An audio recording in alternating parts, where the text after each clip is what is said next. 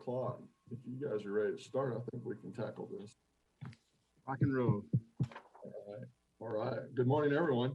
This meeting is called to order. Mr. Trobman, has anyone signed up for public comment? Good morning, Commissioners. We have no one registered for the public comment session this morning. Thank you. Ms. Miller. Good morning, sir. Well, good morning. How are you today? Very well, thank you. Good. We'll start with you with agenda item 3, but we have no cases to reconsider under agenda item 3. Is that correct? Yes, sir, that is correct. Well, then we'll jump to tax liability cases under agenda item 4. And I do think we have 2 tax cases on docket 39 and 2 tax cases on docket 40. Is that correct? Yes, sir, that is correct.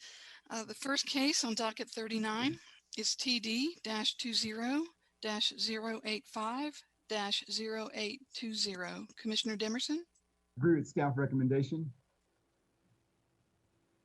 Commissioner Alvarez? I agree with staff's recommendation. And Mr. Chairman? Agree with staff recommendation.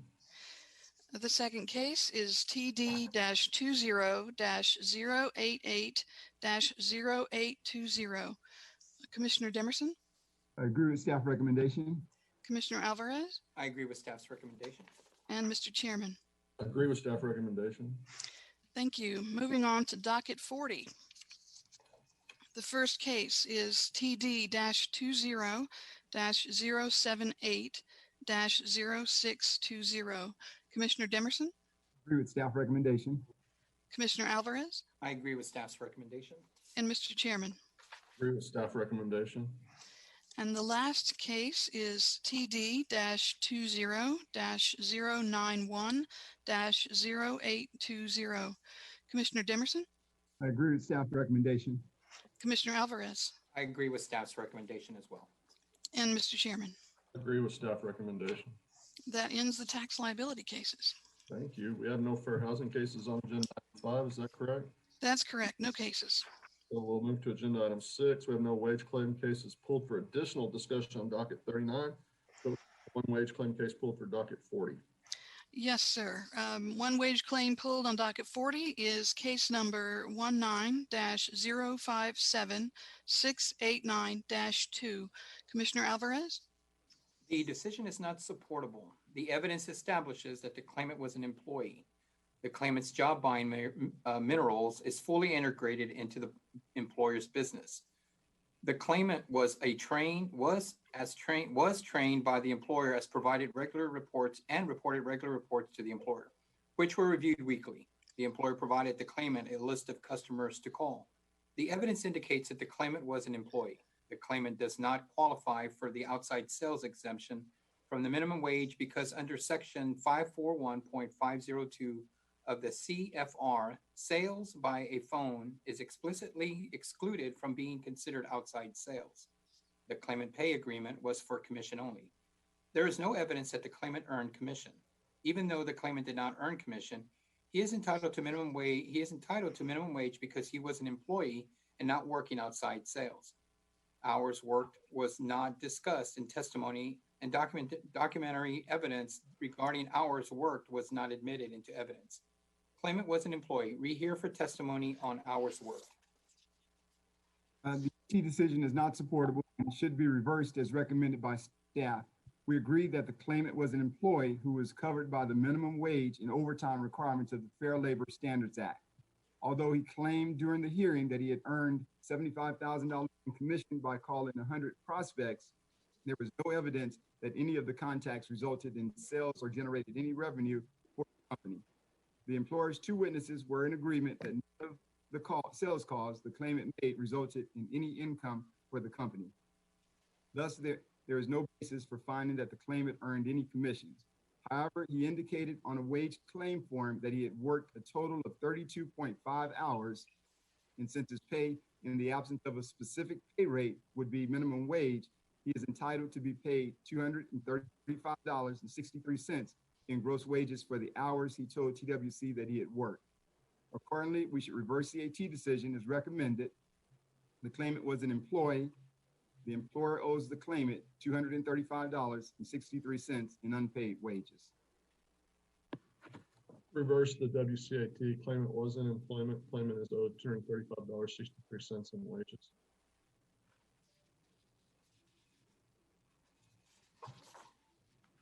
Commissioner Alvarez, do you have any dissent? Yes, short form dissent? Yes, sir. I have your short form dissent. So that was the only case pulled for discussion, the only wage claim case pulled for discussion on docket 40. I sent you the short form dissent list for dockets 39 and 40 just after the meeting began. Yes, Move we ma'am. accept staff recommendations on the remaining wage claim cases on dockets 39 and 40. I second the motion except for those cases on which I'm dissenting, as reflected on the wage claim short form dissent list for docket 39 and 40. I concur with the chairman's motion, except for the cases on which I'm dissenting, as reflected in the wage claim short form dissent list for docket 39 and 40. Motion passes with the exceptions noted. Thank you. You're welcome. We will move to agenda item 7, consideration of unemployment insurance cases on docket 39. Proceed when you're ready. Case number 2495240. Commissioner Demerson? The AT decision should be affirmed. Regarding timeliness, the claimant did not allege that any technical issues with the TWC system or service contributed to her late appeal. Instead, she testified that her appeal was late because she was away from home for several weeks and no one was checking her mail in her stead. The fact that the appeal period occurred during the time that TWC was experiencing technical difficulties should not by itself render any appeal timely. We must look at the facts and circumstances of each individual case.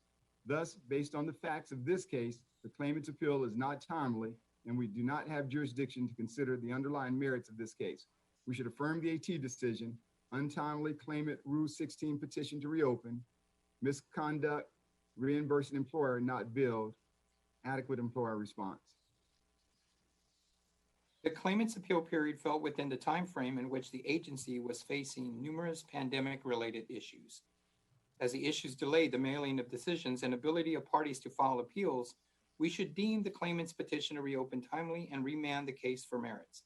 Modify the AT decision, timely petition to reopen, and remand. Affirm the AT, untimely petition to reopen, misconduct, reimbursing employer not billed, adequate employer response. Short form dissent? Yes, sir, Chairman. Excuse me, I'm stuttering today. Commissioner Alvarez, I have your short form dissent. Thank you. Case number 2500164. Commissioner Demerson? The employer's motion to rehear should be granted in order to take testimony on the timeliness issue. The employer's motion to rehear letter, which was mailed to the agency, was dated the same date as the appeal deadline. The postmark is illegible. Based on the post office delays, the pandemic, and other factors, it is entirely possible that the employer mailed the appeal on time, but outside interruptions caused delayed delivery of the appeal to the agency. The employer should have an opportunity to testify as to when the appeal was placed in the mail for delivery before we render a decision on whether the MR appeal was timely. As such, we should grant the motion to rehear to hold a hearing on timeliness of the employer's appeal. The employer's MR should be dismissed as late. The employer's MR was received on August 4th without a legible postmark.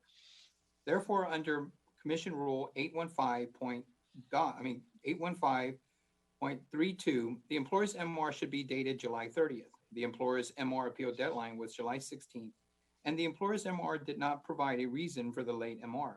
As such, the MR should be dismissed as late. Dismiss the employer's MR as late. I concur with Commissioner Demerson. Short form dissent?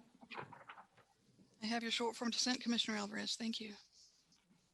Case number 2526462. Commissioner Alvarez? The AT decision should be modified. The claimant was laid off on March 16, 2020, and he was paid 2 weeks of wages in lieu of notice. He was then paid 4 weeks of severance pay on April 10, 2020. The severance pay was made pursuant to the written offer of employment letter that the claimant received and accepted to begin his employment. The severance pay was made pursuant to a written contract negotiated before the claimant's separation. It therefore is not disqualifying severance pay under Section 207.049B2 of the Act. Modify the Act, wages in lieu of notice. Disqualification from March 15, 2020 through March 28, 2020. The appeal tribunal decision should be affirmed. The wages in lieu of notice that the claimant received did not meet any of the non-disqualifying circumstances in 207.049B of the Act. As such, we should affirm the AT decision. The claimant received wages in lieu of notice from March 15, 2020 through April 27, 2020.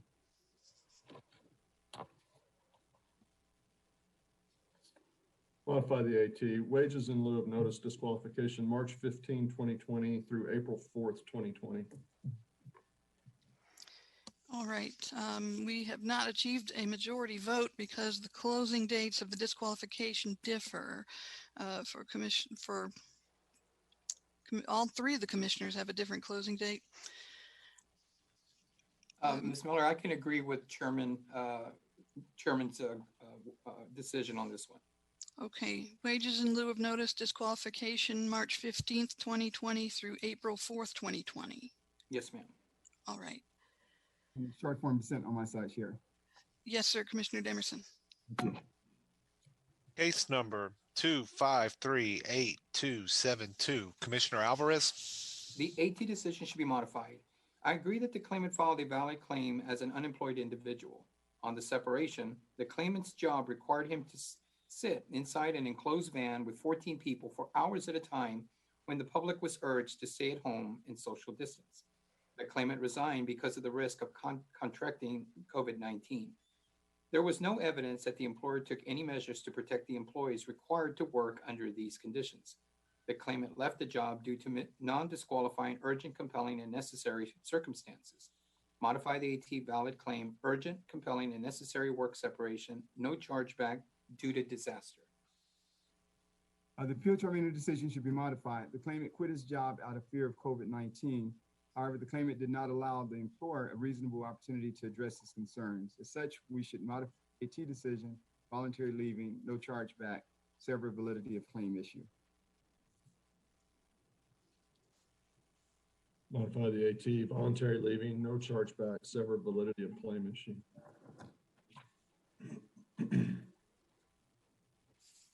Short form dissent. Yes, sir, Commissioner Alvarez.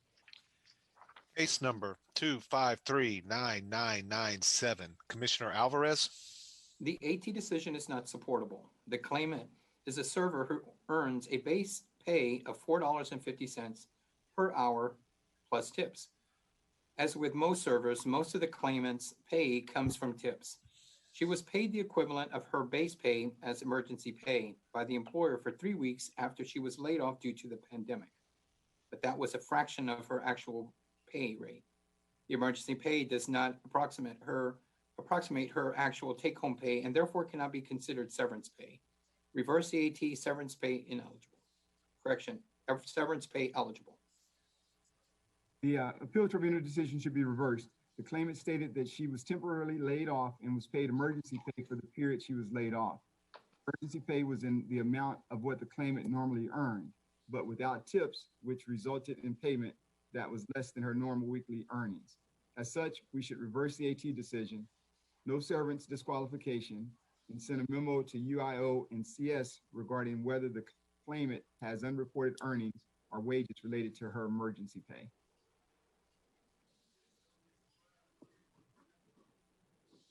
Reverse the AT, no severance disqualification. Thank you. We have a unanimous decision and also the memo you requested, Commissioner Demerson. Thank you. Case number 2552730, Commissioner Alvarez. The AT decision should be modified. I agree that the claimant filed a valid claim as an unemployed individual. However, the AT decision on the separation is not supportable. The AT avoided the determination ruling that the claimant was not disqualified under Section 207.044 of the Act, and that the employer would be billed for benefits. The claimant, a substitute teacher, was clearly separated when she stopped working and earning wages when the school closed down in March of 2020 due to the pandemic. She was therefore separated for non-disqualifying reasons. The AT decision should be modified to reinstate the ruling that the claimant is not disqualified under Section 207.044 of the Act, and that the reimbursing employer would be billed for benefits. Regarding the reasonable assurance issue, the claimant is no longer between school terms, and at a minimum, The reasonable assurance ineligibility should be closed at the beginning of the new school term. However, it is possible that the claimant was unable to return to work at the beginning of the new school term. The record in the AT hearing was not developed on this point. In such a case, the reasonable assurance ineligibility should be reversed. Thus, the case should have limited rehearing to develop record as to whether the claimant returned to work at the beginning of the new school term.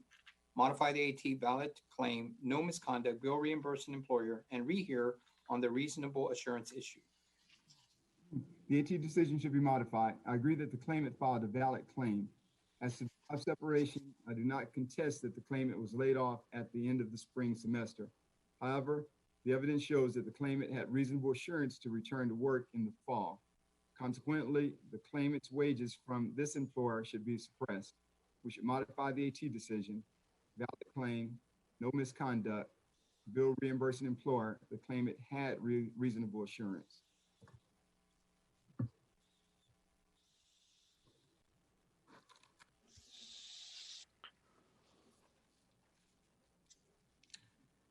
I would vote to rehear the case. All right. Did you want to rehear on the reasonable assurance issue? Yes. Okay. So I have a majority vote for valid claim. Claimant not disqualified, reimbursing employer billed, and rehear on the reasonable assurance issue. So we will rehear the case. Thank you. Case number 2554553, Commissioner Alvarez. The decision is not supportable. The claimant's hours were reduced when the claimant's client requested she only work one assignment due to pandemic concerns. The client's request was approved by the employer, and the claimant was told to just work on one assignment. The employer only provided secondhand testimony that the claimant was informed she could work full-time hours, which the claimant has rebutted. The reduction was not at the claimant's request and was not voluntary. Reverse the AT, no misconduct. The AT decision should be affirmed. The claimant agreed to reduce her hours at the request of her client. She failed to discuss other solutions with the employer before filing her claim for benefits. Additional work was available to the claimant. Based on these facts, the claimant quit without work-connected good cause, and we should affirm the AT decision, voluntary leaving. Affirm the AT, voluntary leaving. Short form dissent. Yes, sir, Commissioner Alvarez. Case number 2558670, Commissioner Demerson. The appeal tribunal decision should be reversed on timeliness. The entirety of the appeal period for this claim fell within the time that TWC was experiencing technical issues with processing and accepting appeals. This, combined with the employer stating that they had received about 2 years' worth of claims in 2 months, ought to result in the employer's appeal being deemed timely. Accordingly, we should reverse the AT's decision on timeliness, timely employer appeal, resubmit the case for merits testimony. The decision should be affirmed. The employer's appeal was after the deadline because the employer's third-party representative was overwhelmed by the number of claims they were receiving. The failure of the employer's representative is not a recognized exception to the timeliness rules. Affirm the AT late employer appeal, bill reimbursing employer. Affirm the AT, untimely employer appeal, bill reimbursing employer. A short form. Yes, sir, Commissioner Demerson, I have your short form. Thank you. Case number 2560473, Commissioner Alvarez. The decision is not supportable as the wrong LEU has been named in this case. The evidence establishes that after working her last shift for the named employer on March 16, 2020, the claimant worked 4 hours for another employer. As such, the claimant's IC lists the incorrect last work, and the claim is not valid. Since the claim is not valid, the voluntary leaving, chargeback, and overpayment decisions are void. UIO and CS should be instructed to input a new IC claim with an effective date of March 15, 2020, naming the correct last work. Reverse the AT decision, invalid claim, void voluntary leaving, chargeback, and overpayment decisions. Memo to UIO and CS. We should affirm the appeal tribunal decision. I agree that the claimant filed a valid claim.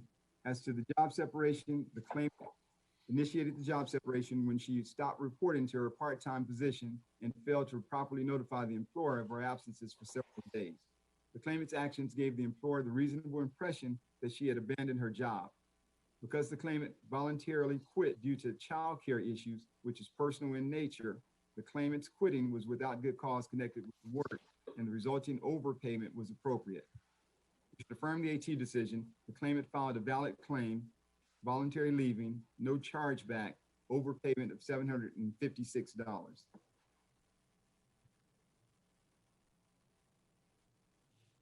Affirm the AT, valid claim, voluntary leaving, no chargeback, overpayment. Memo to IO and CS to investigate whether the claimant is eligible for a PUA claim. Chair, I agree with the chairman's adding on the additional memo. Yes, sir. Short form dissent. Thank you, Commissioner Alvarez. I have your short form dissent, and we will send a memo to UIO and CS regarding a possible PUA claim.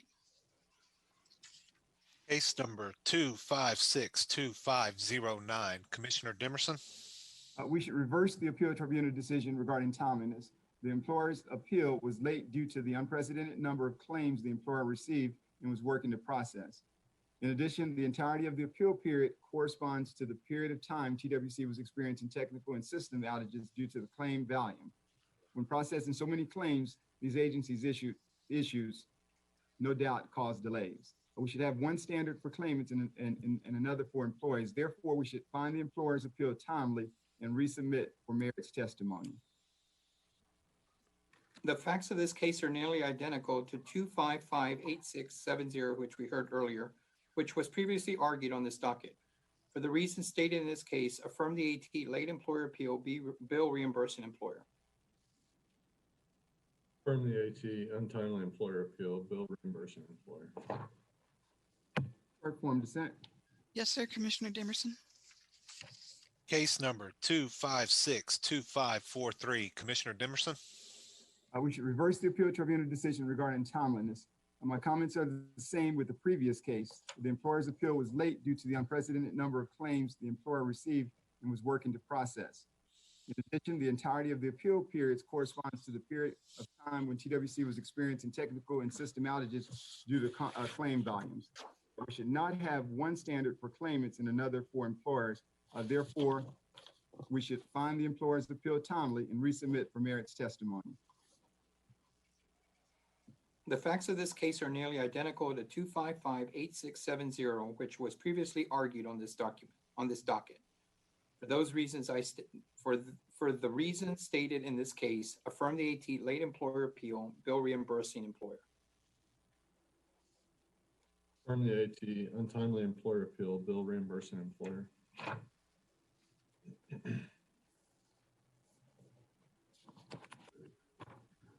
Short form dissent. Yes, sir, Commissioner Demerson. Thank you. case number 2562656. Commissioner Alvarez, The decision is not supportable. The claimant was informed by her supervisor that she was discharged on March 12, 2020. The employer confirmed that the claimant was told she was fired by her supervisor and that her supervisor had the authority to discharge her. Once informed of her discharge by her supervisor, the claimant was under no obligation to continue confirming her discharge with higher management. No evidence of misconduct has been presented. Reverse the AT, no misconduct, chargeback, set aside adequate response. The appeal tribunal decision should be modified. Per the employer, the claimant was separated from her job when she did not show up for work 3 days. While the claimant contends that she was fired, she was asked why she did not contact HR about her job status. The claimant replied that she was very confused with what was going on and that according to her, the person who told her that she was fired called HR because he didn't know exactly the situation and was seeing if the claimant could come back to work. If the claimant was confused, she should have called HR herself to clarify her job status, especially since the employer stated that no one ever told the claimant she was being laid off. As such, the claimant quit without work-connected good cause, and we should modify the AT decision. Voluntary leaving, no chargeback, sever adequate response. Modify the AT, voluntary leaving, no chargeback, sever adequate response. Short form dissent. Yes, sir, Commissioner Alvarez.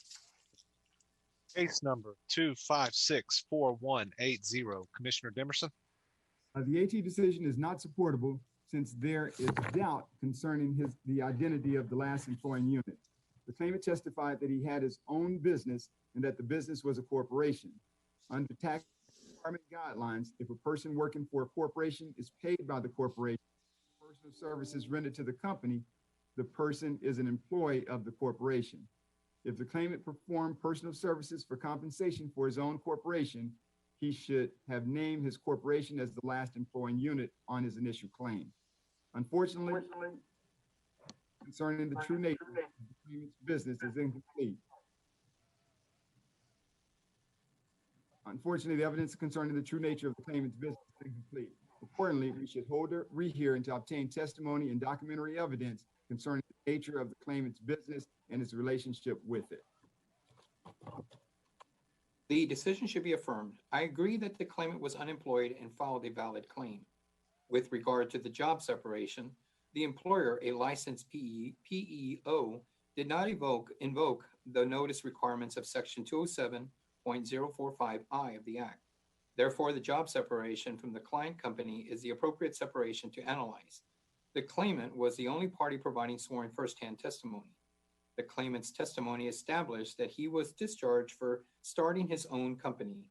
There is no evidence that his actions violated any rules, that he was in direct competition with the client, or that in any way misused the client's resources to establish his business. The claimant's sworn testimony carries greater weight than the employer's hearsay. The evidence does not establish misconduct. Affirm the AT, valid claim, claimant unemployed, no misconduct, chargeback. We should affirm the appeal tribunal decision. First, I agree that the claimant. Excuse me, sir. I have received Commissioner Demerson's vote and Commissioner Alvarez's vote on case number 2564180. Okay. I have yet to hear the chairman's vote. Mine's to rehear the case. We will rehear the case. Next case, please.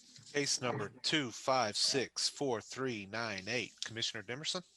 We should affirm the appeal tribunal decision. First, I agree that the claimant filed a valid claim.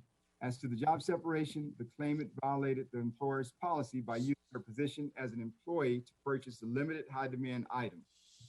She entered the store on her day off prior to the official opening time and bypassed a line of shoppers who waited outside for the store to open.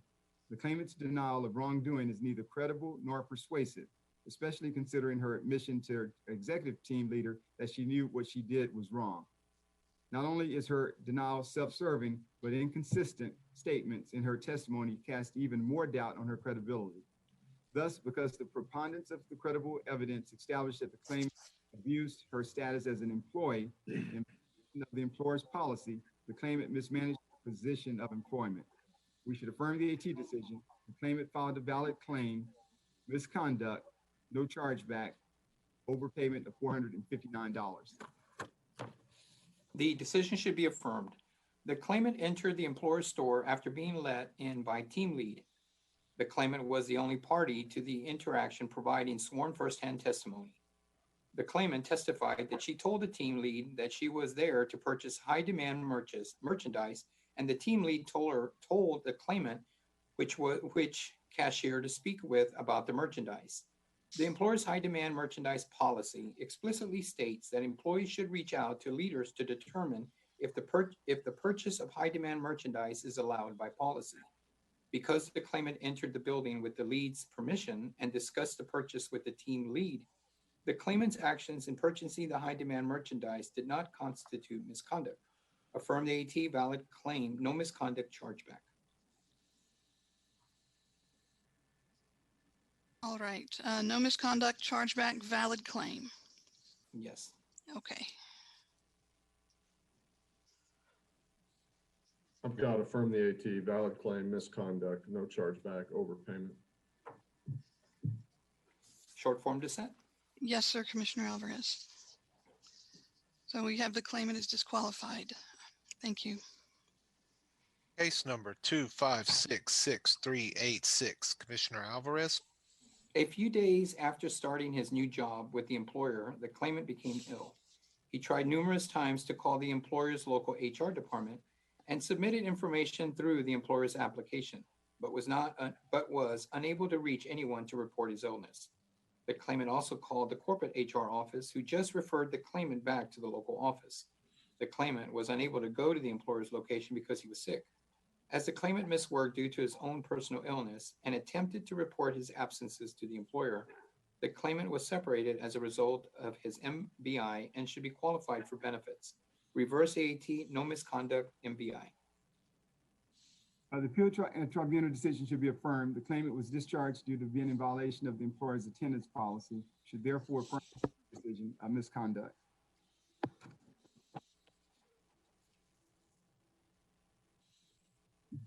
Reverse the AT, no misconduct.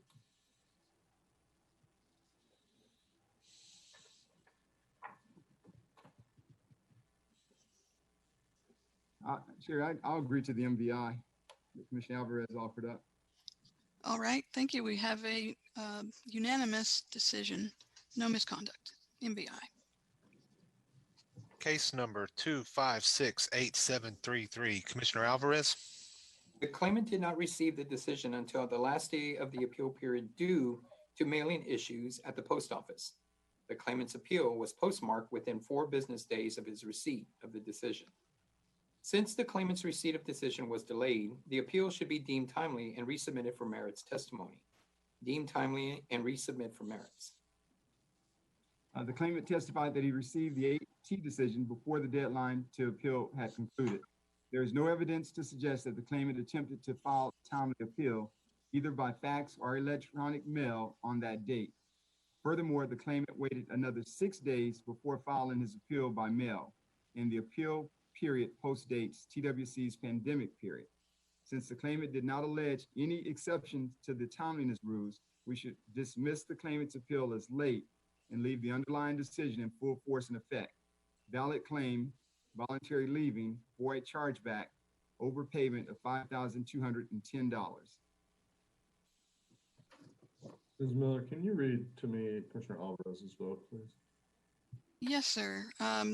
He stated that the appeal should be deemed timely and the case resubmitted on the merits, citing mailing issues.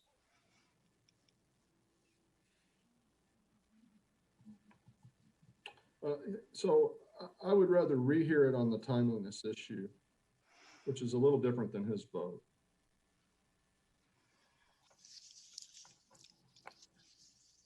All right, we have not yet received or achieved a majority vote. Commissioner Alvarez, this was your pulled case. Yes, ma'am. So I would agree with the chairman to rehear on the merits. On the timely, I'm sorry. All right, we'll rehear the case on the timeliness issue. Yeah. All right, we will rehear and then resubmit after that hearing. Yes, ma'am.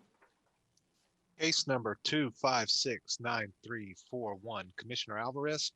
The decision is not supportable. The evidence establishes the claimant went on approved unpaid medical leave due to his wife's medical condition. The claimant and his wife's condition made him a greater risk during the pandemic. The claimant remained in contact with the employer and followed company policy. Reverse AT, no voluntary leaving, disaster. The decision should be reversed. Based on the claimant's age, his underlying health issues, and the timing of his resignation, I would agree that he quit for urgent, compelling, and necessary reasons. However, based on the medical information provided in the claimant's appeal to the commission, a memo should be sent to IO and CS to investigate the claimant's ability to work. We should reverse the AT decision, no voluntary leaving, separation was urgent, compelling, and necessary, send a memo to UIO and CS to investigate the claimant's ability to work.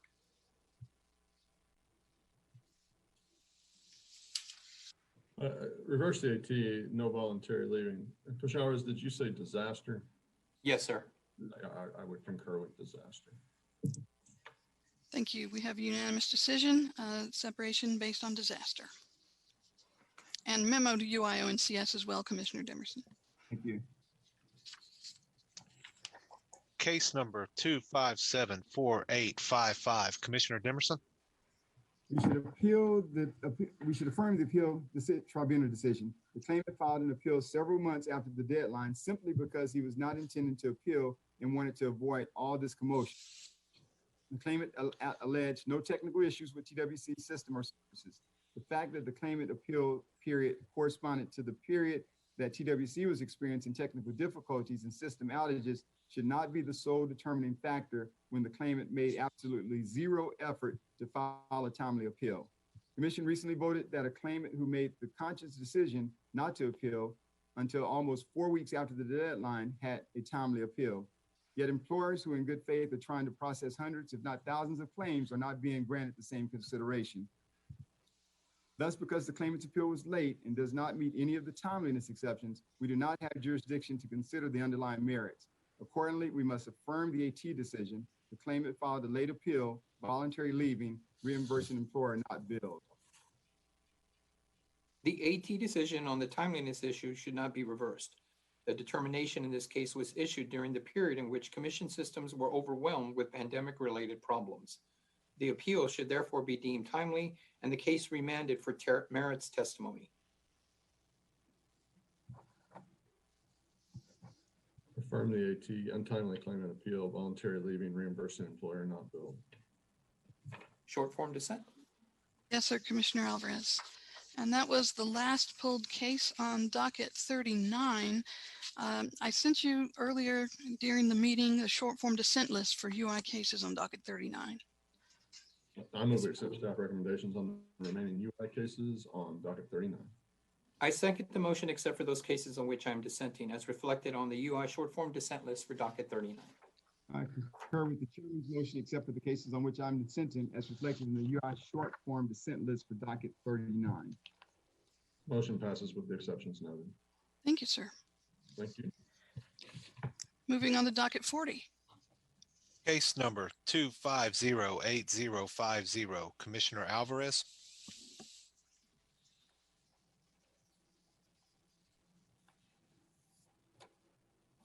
The decision is not supportable. The claimant's personal vehicle broke down, but the claimant's fact-finding statements indicate that he is using the bus to look for work. The claimant lives in a major metropolitan area and has ample access to job opportunities via bus routes. Modify the AT, claimant available for work, sever no voluntary leaving. The AT decision should be modified. The claimant testified that he was unavailable for full-time work because his car broke down and he did not have adequate transportation to get to work until it was repaired. Consequently, we should modify the AT decision, claimant unavailable for work from February 9th, 2020 through February 22nd, 2020. Server job separation issue.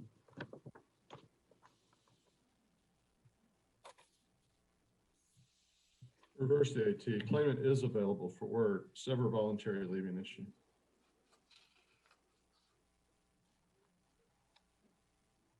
Short form dissent, Sherry. Yes, sir, Commissioner Dimerson.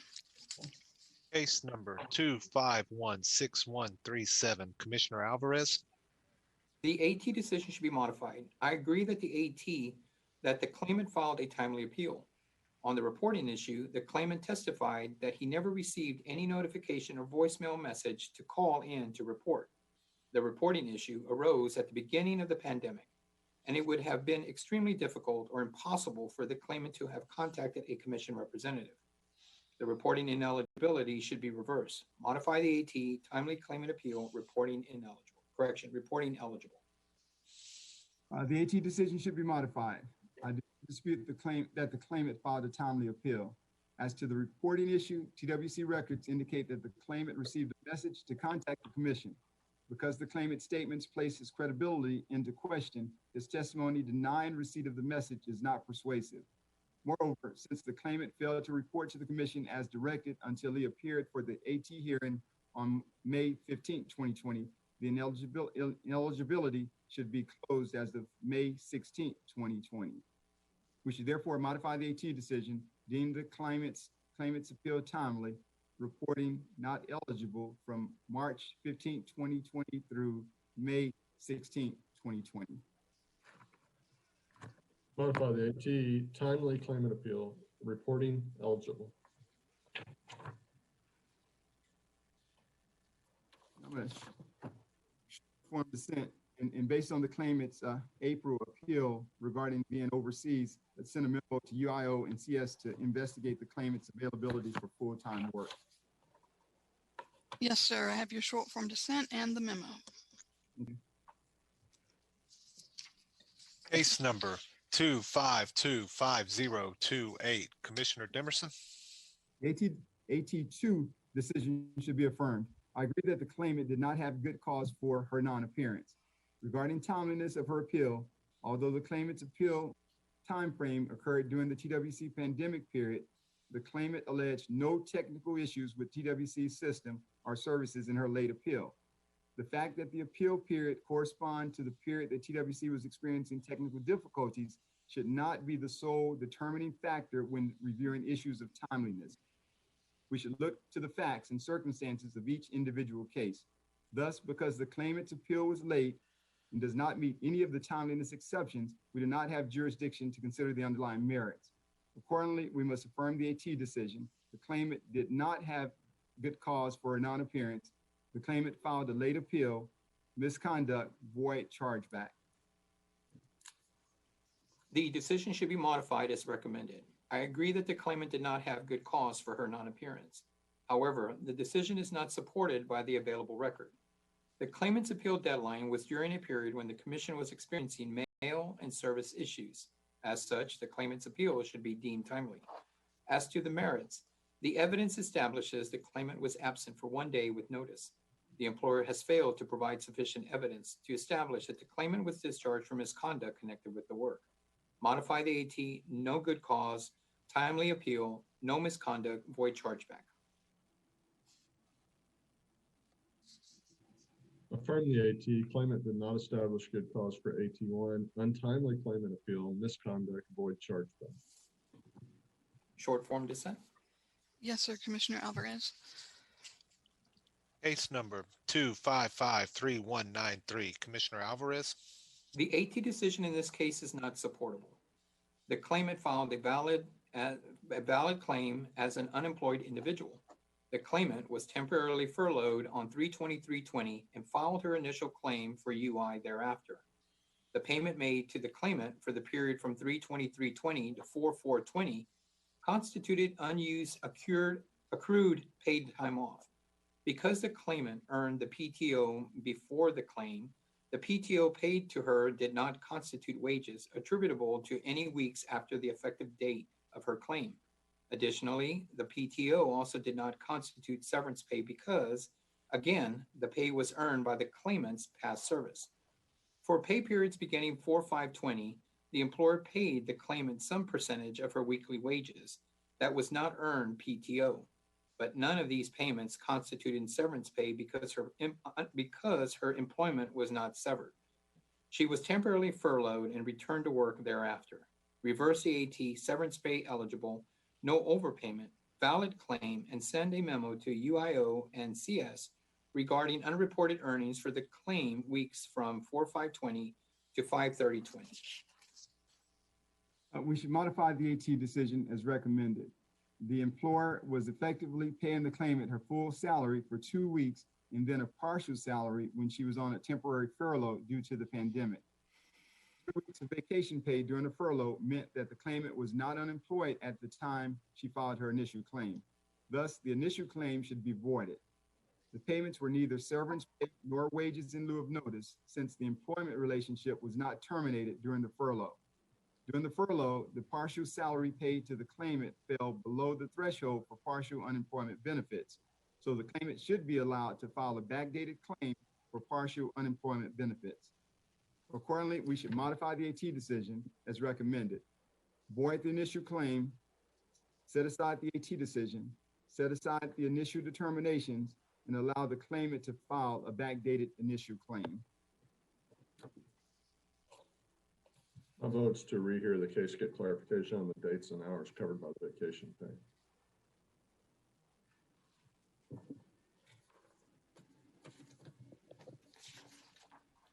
All right, Commissioner Alvarez, this was your pulled case.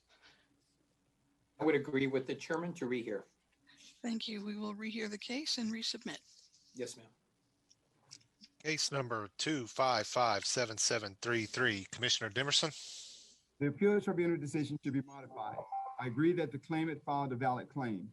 As to the job separation, the claimant quit her job out of fear that she might contract COVID-19 and spread it to her family members who were at a higher risk of getting sick due to the virus. Since the reason for separation stemmed from circumstances related to the disaster, the claimant should continue to be qualified for benefits, but the employer's account should be protected from charge. We should therefore modify the AT decision, valid claim, no voluntary leaving, no chargeback, separation due to the disaster. I would agree with Commissioner Demerson. And I agree with Commissioner Alvarez. Thank you. We have a unanimous decision. Case number 2559195, Commissioner Demerson. The appeal tribunal decision should be modified. The claimant was ultimately discharged due to an attendance violation. The employer submitted documentation of the claimant's absences. However, in his initial appeal, the claimant stated that he had missed work because he was having to take care of his child who had a severe illness. As such, the claimant should be qualified for benefits, but the employer's account should be protected from charge under a medical separation analysis. We should therefore modify the AT decision, no misconduct, no chargeback, MBI. Ms. Miller, again, I would agree with Commissioner Demerson. I agree as well. Thank you. A unanimous decision. Case number 2559876, Commissioner Demerson. The appeal tribunal decision should be reversed. The employer stated that the claimant, a substitute teacher, separated from employment because she just stopped picking up jobs. The employer also stated that there was always work available for the claimant. Since the claimant stopped picking up jobs and work was available, she quit without work-connected good cause. We should therefore reverse the AT decision, reimburse the employer, not bill. The decision should be affirmed. The claimant was working on call as needed. Therefore, the claimant was laid off due to a lack of work at the end of her last assignment. Because the claimant was laid off, the employer's account should be billed. Affirm the AT bill employer's account. Reverse the AT, reimburse the employer, not bill. Short form dissent. Yes, sir. Commissioner Alvarez. Case number 2562377, Commissioner Alvarez. The decision should be modified. The claimant is over 65 and has underlying medical conditions. The claimant provided proof of these underlying conditions.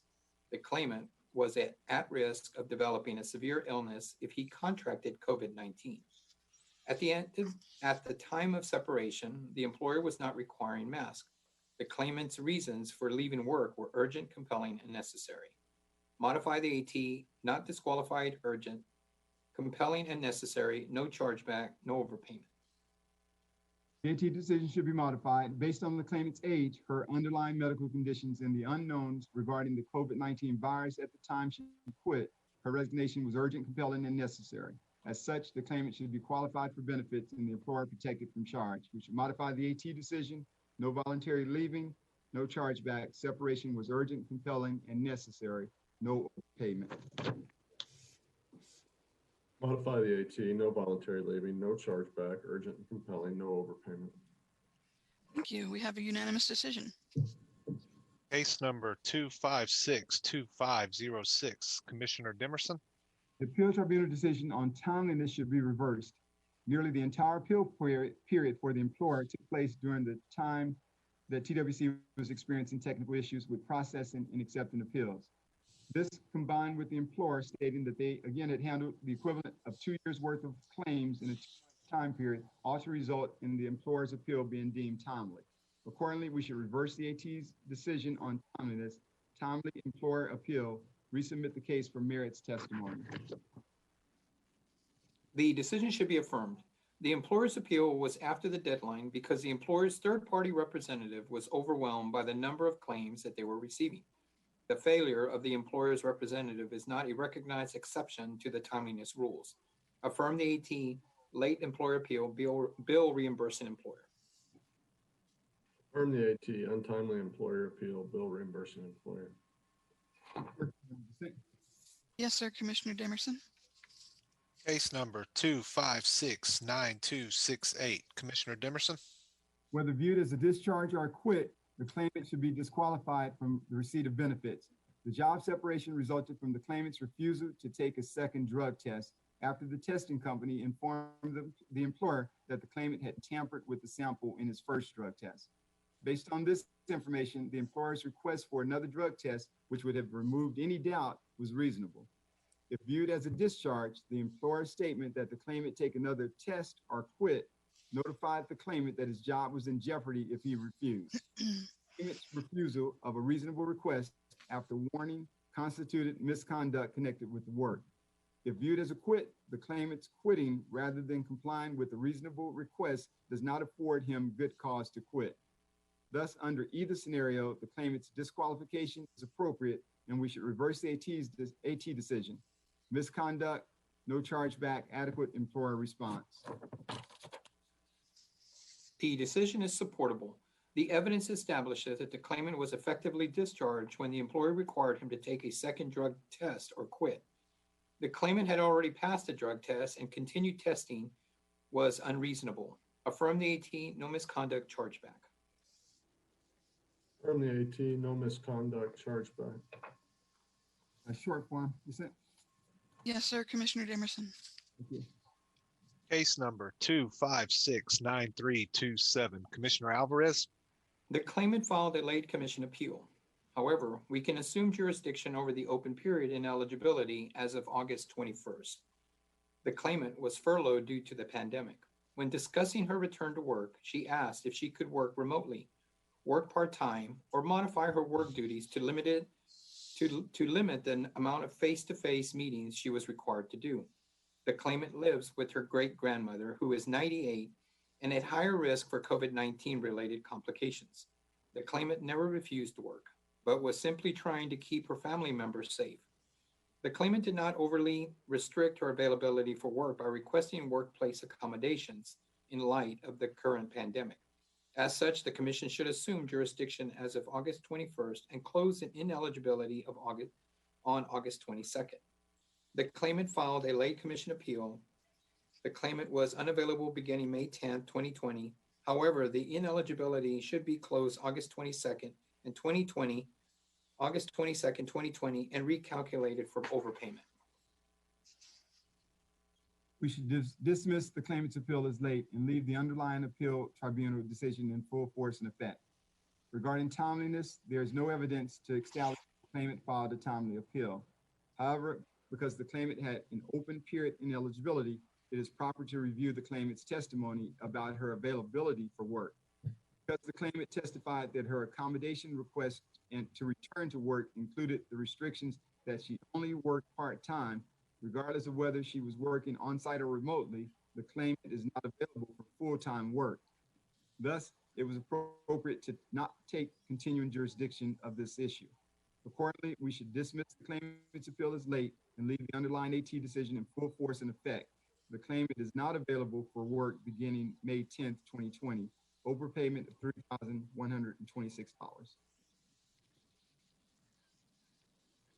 Late commission appeal, notify the AT. Claimant not available for work May 10, 2020 through August 22nd, 2020. Overpayment.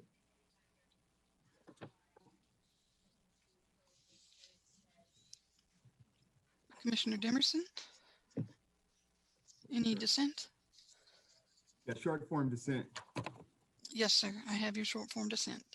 Sherry, let me add in there, in addition, while TWC has implemented exceptions to the usual rules related to refusing offers of suitable work based on issues surrounded or specific to COVID-19, we paused the work search requirements of claimants. We have not adopted any exceptions to the requirements that claimants be able and available for work in order to receive benefits.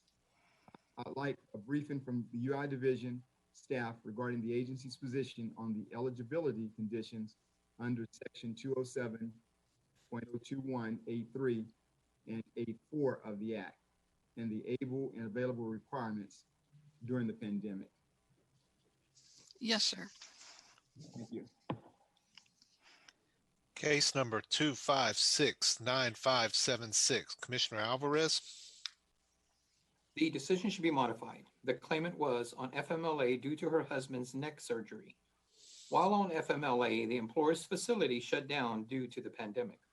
When the claimant was on FMLA, she had a return to work date and was still considered an employee because she was on approved leave. Therefore, the claimant was not separated due to being on FMLA, but instead she was separated as a result of the pandemic. The claimant should be qualified for benefits and the employer's account protected from charge. Modify the AT, no misconduct, no chargeback due to natural disaster. You should affirm the appeal tribunal decision. The claimant's separation occurred when she stopped performing services for pay in order to assist her husband after his surgery. Because the claimant initiated the job separation and her reason for leaving the work was personal in nature, the claimant had not established good cause. Therefore, we should affirm the AT decision, voluntary leaving, no chargeback. Modify the AT, no voluntary leaving, no chargeback, disaster. Short form dissent. Yes, sir, Commissioner Demerson. Case number 2571268. Commissioner Demerson, We should modify the appeal tribunal decision. First, I agree that the claimant filed a valid claim. As to the job separation, the claimant was discharged for an absence after prior warnings. The evidence is in dispute as to whether the claimant provided the employer advance notice of his absence. However, because the claimant's absence stemmed from a doctor's visit related to the testing for COVID-19, the claimant should be qualified for benefits and the employer's account should be protected from charge under medical separation analysis. Accordingly, we should modify the AT decision. The claimant filed a valid claim, no misconduct, no chargeback, MVI. Ms. Miller, I would agree with Commissioner Demerson. Agreed. Thank you. We have a unanimous decision. case number 2571958. Commissioner Alvarez, The AT decision should be reversed. The claimant was paid 23 weeks of pay after his separation pursuant to a written employer policy. The claimant was entitled to severance pay that was calculated based on the claimant's length of service according to the employer's written severance pay policy. Since the payment was required under the employer's written policy, the payment was negotiated by the parties before the work separation, and the payment was not disqualified under Section 207.049B2 of the Act. Reverse the AT, severance pay eligible, and no overpayment. The AT decision should be affirmed. The claimant received over $27,000 in severance pay from the employer, which covered 23 weeks. The pay did not fall under any of the non-disqualifying circumstances listed in Section 207.049B of the Act. We should affirm the AT decision. Severance pay disqualification from March 22nd, 2020 through August 29th, 2020. Overpayment of $3,647. Reverse the AT, no severance disqualification, no overpayment. Short form dissent. Yes, sir, Commissioner Demerson. I have your dissent. Thank you. case number 2572488. Commissioner Alvarez, The decision should be modified. Severance disqualification from March 29th through March 5th and recalculate overpayment. The claimant was the only party to provide testimony. Therefore, her testimony carries the greater weight. The claimant received a lump sum severance payment. She testified it wasn't intended to cover a period of time, while the employer's FF statements indicate that it was supposed to cover 16 weeks. The severance pay was less than half of the claimant's weekly pay and was less than she would have received in unemployment benefits. Therefore, as the severance wasn't intended to cover a period of time, and as the severance pay was less than the claimant would have received in wages or unemployment benefits, the severance pay should only disqualify the claimant for one benefit week.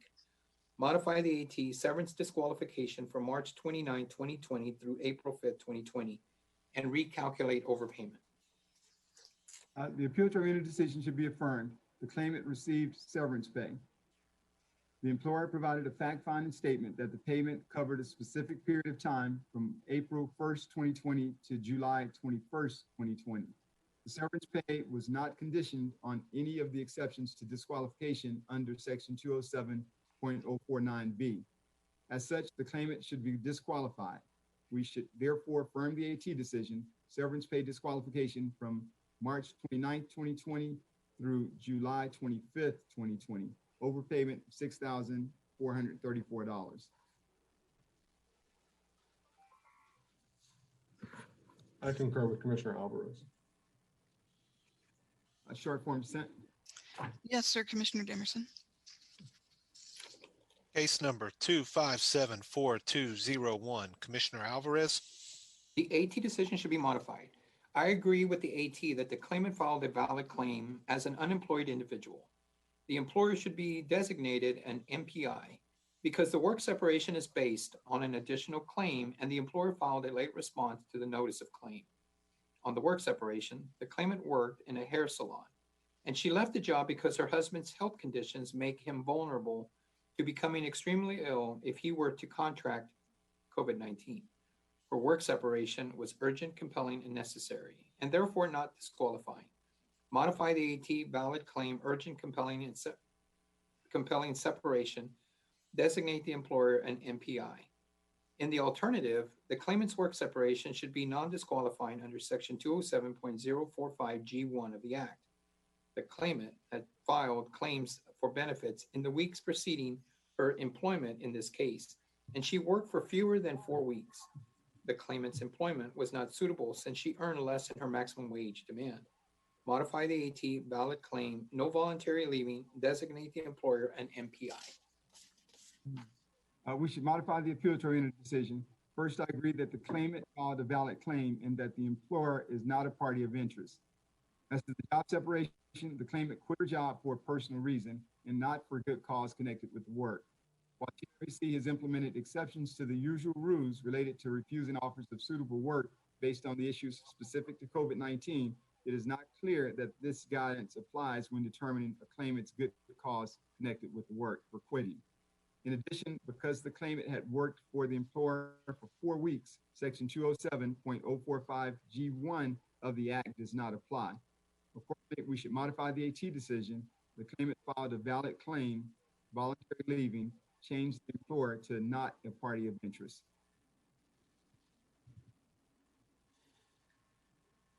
Modify the AT valid claim, no voluntary leaving under 207.045G1. Employer is not a party of interest.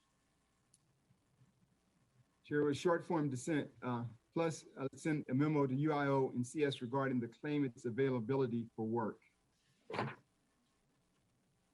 Yes, sir. So I have the claimant is eligible under 207.045G1, a valid claim, employer MPI. Commissioner Demerson, I have your short form dissent and a memo to UIO and CS. Regarding the claimant's availability for work. Thank you. Yes, sir. Availability for work. Thank you. Case number 2575575, Commissioner Alvarez.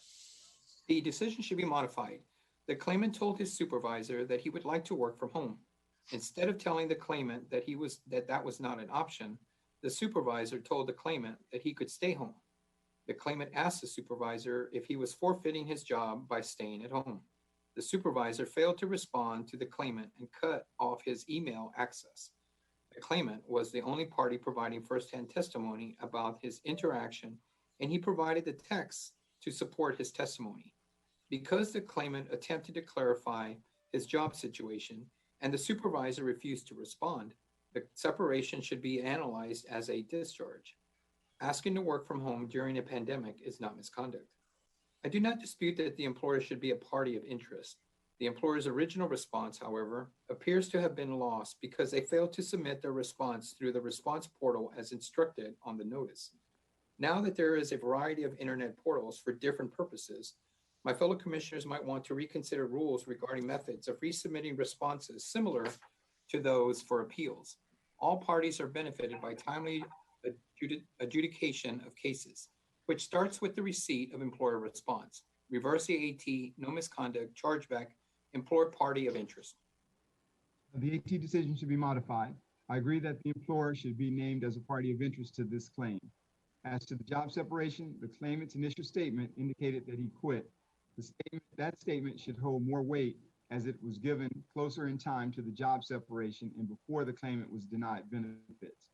Moreover, the claimant was never told he was discharged, and text messages and evidence show that the claimant failed to adequately seek clarification of his job status. The claimant chose to stop reporting to work, which constitutes voluntary quit, insufficient to show that he had good work-connected cause for doing so. We should modify the AT decision, voluntary leaving, add no chargeback rulings, change the employer to a party of interest. Modify the AT, voluntary leaving, no chargeback, employer is a party of interest. Short form dissent. Yes, sir, Commissioner Alvarez. Case number 2575645, Commissioner Alvarez. The decision should be modified. The claimant filed a timely appeal. Regarding the job separation, the claimant missed work on April 6th because his father had a medical emergency. The employer testified that the April 6th absence wasn't counted against the claimant. The claimant then left work early on April 7th with a notice because he had a fever and was vomiting. As the last absence that led to the claimant's discharge was caused by his own personal illness, the claimant should be qualified for benefits and the employer's account protected from charge. Modify the AT, timely claimant appeal, no misconduct, no chargeback, MBI. I agree with Commissioner Alvarez and MVI. I agree with Commissioner Alvarez. Thank you. We have a unanimous decision. Case number 2576886, Commissioner Alvarez. The AT decision is not supportable. Only the claimant appeared for the AT hearing. The claimant credibly testified that she was discharged because she was absent from work to care for her ill minor child and that no one else was available to care for her child. She was discharged due to medically verified illness of her minor child and for reasons other than misconduct connected with the work. Reverse the AT, no misconduct. We should modify the appeal tribunal decision. First, because the claimant testified that she resigned, it is proper to conclude that the claimant initiated the job separation. Because the claimant resigned due to the lack of child care, her quitting was without good cause connected with work. We should modify the AT decision, voluntary leaving.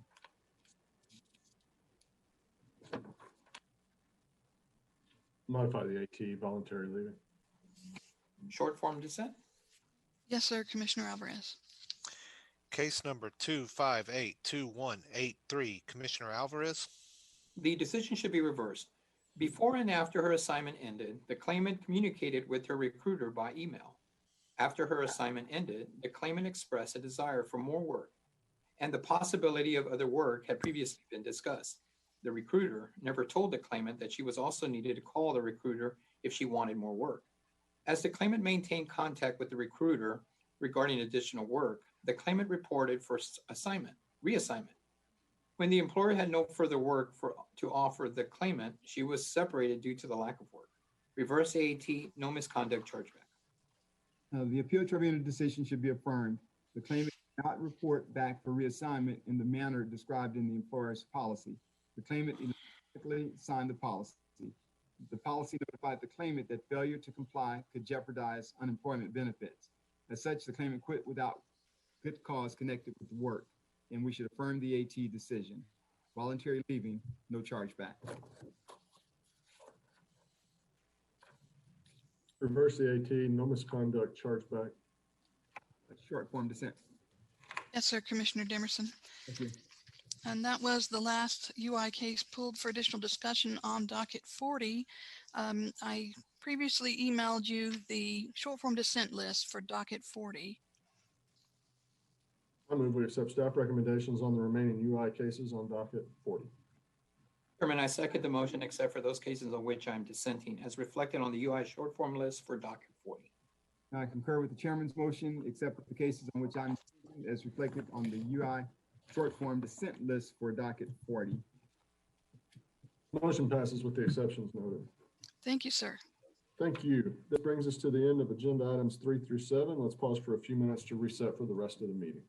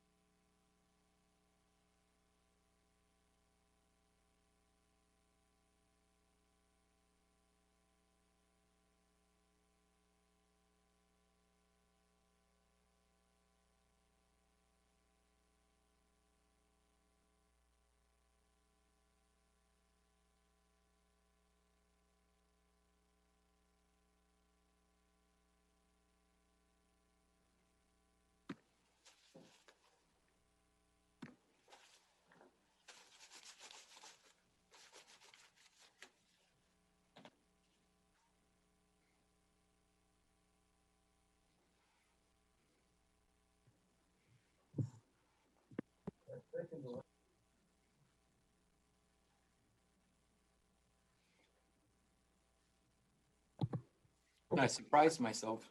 You surprised yourself? Chairman, I sewed my own button this morning, but I sewed it on the wrong side. I tried though. Well, I think this is one of those moments where all the grade goes to Everett. Actually, I'm a little embarrassed. I'm gonna have to take it off. That's why I noticed right now I was trying to put my jacket. I was like, whoa, did something wrong here. Was it on your jacket or your button, your shirt? No, my jacket. I'm fixing it. Those. Just button it in there. It may work. I'd button it as the button sits and just see if people compliment you on your new style. It's a new style. Exactly, Chairman. New style. You know, I mean, you've been a bold, courageous leader the better part of your career. Don't stop now. I'm gonna fix it right now. All right. I brought it to red. Well, while Commissioner Alvarez is working on that, I think we'll move along to agenda item 8. This is board contract and child care matching funds discussion, consideration, and possible action regarding the acceptance of pledges for board contract year 2021 and 2020 child care matching funds. Good morning, Chairman Daniel, Commissioners, Mr. Cerna. For the record, Travis Weaver, Workforce Development Division. Annually, local workforce development boards submit local match pledges to secure federal child care funds pursuant to Commission Rule 809.17. This will be a standing agenda item as boards may continue to submit match agreements through January 31st of 2021. Today, staff requests Commission acceptance of child care pledges for donations, transfers, and certifications of expense for BC 21 in the amount of $678,000. Commissioners, this concludes my presentation. I am happy to answer any questions. Comments or questions? None here, Chairman. None here. Since this is going to be a standing item, please each time bring us a little information and a little insight as to how boards may be encountering any obstacles or any success stories. I think this is still going to be a challenging exercise through the fall. I sincerely appreciate boards continuing to pursue this. It is necessary and it's very important for their work and ours, but I do want to be apprised of any challenges that we encounter that we might not have anticipated. Yes, sir. Will do. Yeah, if there's no more comments or questions, do we have any motions on this issue?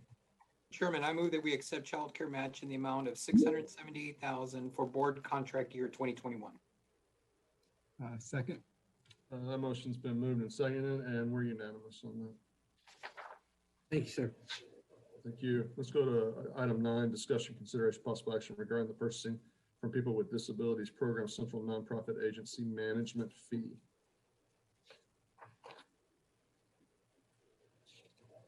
Good morning, Commissioners, Mr. Serna. For the record, I'm Juan Garcia with the VR Division. Today, I bring for your consideration and potential action the proposed management fee rate to be charged by the PPD Central Nonprofit WorkWest for state fiscal year 2021. The Texas Human Resources Code, Chapter 122.019, authorizes TWC to contract with the Central Nonprofit Agency to perform administrative functions and for that Central Nonprofit Agency to charge a management fee for services provided to community rehab programs, and that the fee must be reviewed on an annual basis. Staff seeks direction on approval to solicit public comment on the proposed management fee rate for state fiscal year 2021 as follows. 6% of the sales price for products, 6% of the contract price for services, and 5% of the contract price for temporary services, and a fee calculation using the following method. CRP cost divided by 100% minus the management fee to equal product or service selling price. Examples of this calculation method using both dollars and percentages are included in the discussion paper. If approved by the Commission, staff will solicit public comment on the proposed rate and method of calculation in accordance with TWC Chapter 806.31 prior to seeking Commission guidance on final approval of the rate and method of calculation for state fiscal year 2021. So with that, I'll answer any questions that you might have. Any comments or questions? The only comment I have, Chairman, is I welcome Juan Garcia to the TWC team. Thank you, Commissioner, for that. Chairman, I think the calculations, as I'm reading this, it's calculations that it's nothing new. These have been used for a number of years. Is that correct, Juan? That is correct, yes. The method has not changed over the past, well, since the program, onset of the program. Thank you. All right. Additional comments or questions? No, Chairman. Being none, do we have any motions on this issue? I move that we approve the public comment, the Central Nonprofit Agencies Management Fee for the PPD State Use Program at 6% on product sales, 6% on services, and 5% on temporary personal services, with a calculation method that is CRP cost divided by the management fee equaling the product of services, the product or service selling price, as discussed by staff. Second. Been moved and seconded. We're unanimous on the vote. I'm advised that item 10 has been postponed to a future meeting. We'll move to item 11, discussion, consideration, and possible action regarding adoption of amendments to 40 Tech Chapter 800 General Administration relating to contracting and purchasing, previously published for public comment in July 24, 2020 issue of the Texas Register. Good morning, Chairman Daniels, Commissioner Alvarez, and Commissioner Emerson, Mr. Cerna. This is Susan Durso, the Director of Procurement and Contract Services. Before you today, we have rule amendments to Chapter 800 related to contracts and procurement. There are several sections of the Texas Government Code that require state agencies to adopt rules specifically related to contracting and purchasing. The rules before you today for adoption are a rule related to enhanced contract and performance monitoring required by Government Code 2261.25. Chairman, I don't know if it's me, but I cannot hear Mr. It comes and goes. Susan, I'm sorry to interrupt. I'm sorry. Can you, Sir, you I'm try- here if you want me to take over. Do I need to Lola- get closer? Yes. yeah, try to get closer to the microphone because you start strong and then it fades and then I starts strong. apologize. I apologize for that. So the three rules before you for adoption are an enhanced contract and performance monitoring rule required by Government Code 2261.253, a vendor protest rule required by Government Code Section 2155.076, and a rule related to the use of iron and steel products required by 2252.202. We also have a modification to Rule 800.3 to correct a citation regarding the historically underutilized business program and some references to comptroller divisions that have changed. The proposed rules were published in the July 24th, 2020 Texas Register for the 30-day comment period. We did not receive any comments on the proposed rules. Therefore, the final rules have no changes from those proposed and published. We seek commission action regarding the adoption of these rules as included in your notebooks and published on the agency's website. If the rules are adopted, staff also requests the ability to make minor non-substantive changes to the documents in order to comply with publication requirements. This concludes my presentation, and I'm happy to answer any questions you may have. Comments or questions? Not here, Chairman. None. I'm here. Do we have a motion?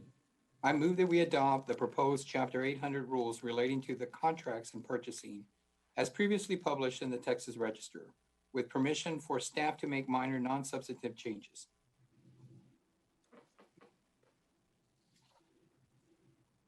Second.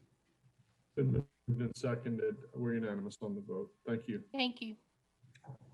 Move to item 12, discussion, consideration, and possible action regarding publication for public comment of proposed amendments to 40 Tech Chapter 800 General Administration to implement Senate Bill 1055 of the 86th Texas Legislature regular session relating to the Workforce Diploma Pilot Program.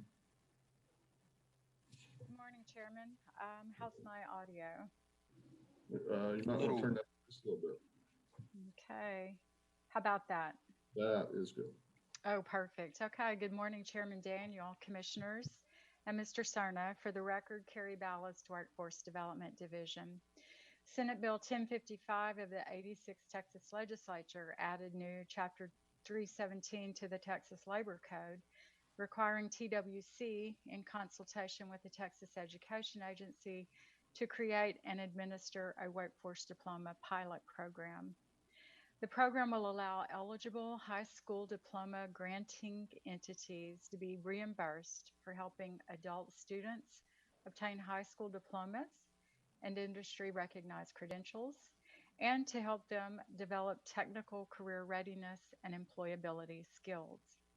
The proposed rules before you today address elements such as the following: definitions to be used in the administration of the program, our process for identifying qualified providers to implement the program, and minimum performance standards for those qualified providers. At this time, staff seek direction on approval of the proposed rules for the Workforce Diploma Pilot Program to be published in the Texas Register for a 30-day comment period. Thank you, and I'm available for any questions you have. Any questions or comments? No, Chairman. None here. Do we have a motion on this issue? I move that we publish the proposed rules to the Texas Register regarding the creation of a new subchapter in Chapter 800, Workforce Diploma Reimbursement Program, as discussed by staff. Second. It's been moved and seconded. We're unanimous on this issue. Thank you. Thank you. Let's move to item 13, discussion, consideration, and possible action regarding adoption of amendments to 40 TAC Chapter 813 Supplemental Nutrition Assistance Program Employment relating to the Act of 2018 SNAP ENT Good Cause process previously published for public comment in the July 24, 2020 issue of the Texas Register. Good morning, Chairman, Commissioners, Mr. Cerna. For the record, I'm Joel Mullins with Workforce Development. The Federal Agriculture Improvement Act of 2018 reauthorized the Supplemental Nutrition Assistance Program and made changes to the employment and training component of the program. The Act contains provisions that affect program administration, including provisions that provide additional flexibility to states.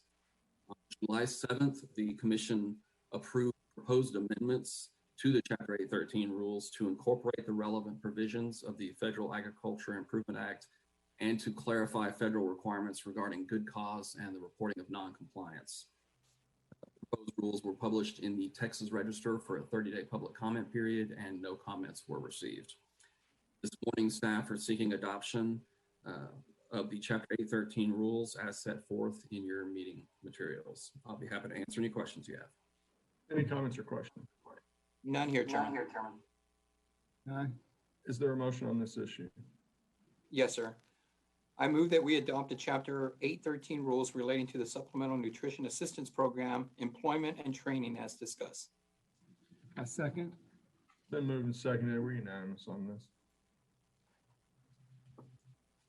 Move to item 14, discussion, consideration, and possible action regarding publication for public comment of proposed amendments to 40 TAC Chapter 803 Skills Development Fund relating to the implementation of House Bill 108, 85th Texas Legislature, regular session, and House Bill 700, 86th Texas Legislature, regular session. Good morning, Chairman Daniels, Commissioners, and Mr. Sedna. For the record, Christina Ramos, Workforce Development Division. This morning, I am presenting for your consideration and possible action proposed rules changes to Chapter 803 of the Texas Administrative Code that govern the Skills Development Fund for submission and publication to the Texas Register. As you may recall, staff were scheduled to present these draft rules for approval during the June 23rd meeting. Communication from the sponsoring legislators of House Bill 700, which adds local workforce development boards as eligible applicants, resulted in these rules being tabled until additional clarification on intent could be ascertained. Staff are now ready to move forward with presenting those same draft rules for your consideration and approval. Staff are proposing the following amendments to the rules. Amending Section 803.1A to add boards to the list of eligible entities to provide customized assessment and training. Amending 803.2 to update definitions to include boards as eligible partners and grant recipients. And Section 803.14 to remove the requirement that boards review and comment on SDF applications submitted to TWC and to include boards and other provisions of the procedure for requesting funding. Amending Section 803.15, procedure for proposal evaluation, to remove the requirement that TWC notify boards when evaluating an SDF application, instead requiring that TWC notify all eligible applicants when it is evaluating an SDF application, to promote collaboration and awareness of potential workforce activities in the area, and to add Section 803.15, which will prohibit applicants on corrective action as described in Chapter 802, Subchapter G, corrective actions, from receiving an additional SDF grant. Additionally, House Bill 108, which passed during the 85th Texas Legislature, amended the Labor Code, Section 303.0031, regarding the use of grant funds to encourage employer expansion and recruitment. The section allows grants to provide an intensive and rapid response to and support services for employers expanding in or relocating their operations to this state, with a focus on recruiting employers that will provide complex or high-skilled employment opportunities in the state. We are proposing amending Section 803.4 to incorporate this change. There are also some minor changes correcting the name of the Texas A&M Engineering Extension Service to include A&M, and some technical changes updating outdated references in rule. Lastly, staff are recommending a change that is currently not noted on the document before you. Under Section 803.2 definitions, staff would like to recommend the removal of any reference to individual or person from the definition of private partner. With your approval, we request to move forward with publication in the Texas Register for public comment. Are there any questions or comments at this time? Before we go to questions and comments, Mr. Trobman, I'm advised that there is an interest in public comment on this issue. Yes, Chairman. We have Greg Vaughn here to provide comments. Mr. Vaughn, if you want to unmute yourself, state your name and your affiliation, who you represent for the record.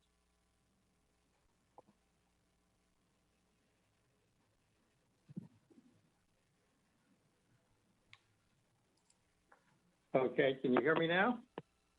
Yes, sir. Right. Well, thank you. Well, good morning, Chair Daniel, Commissioner Demerson, Commissioner Alvarez, and Mr. Cerna.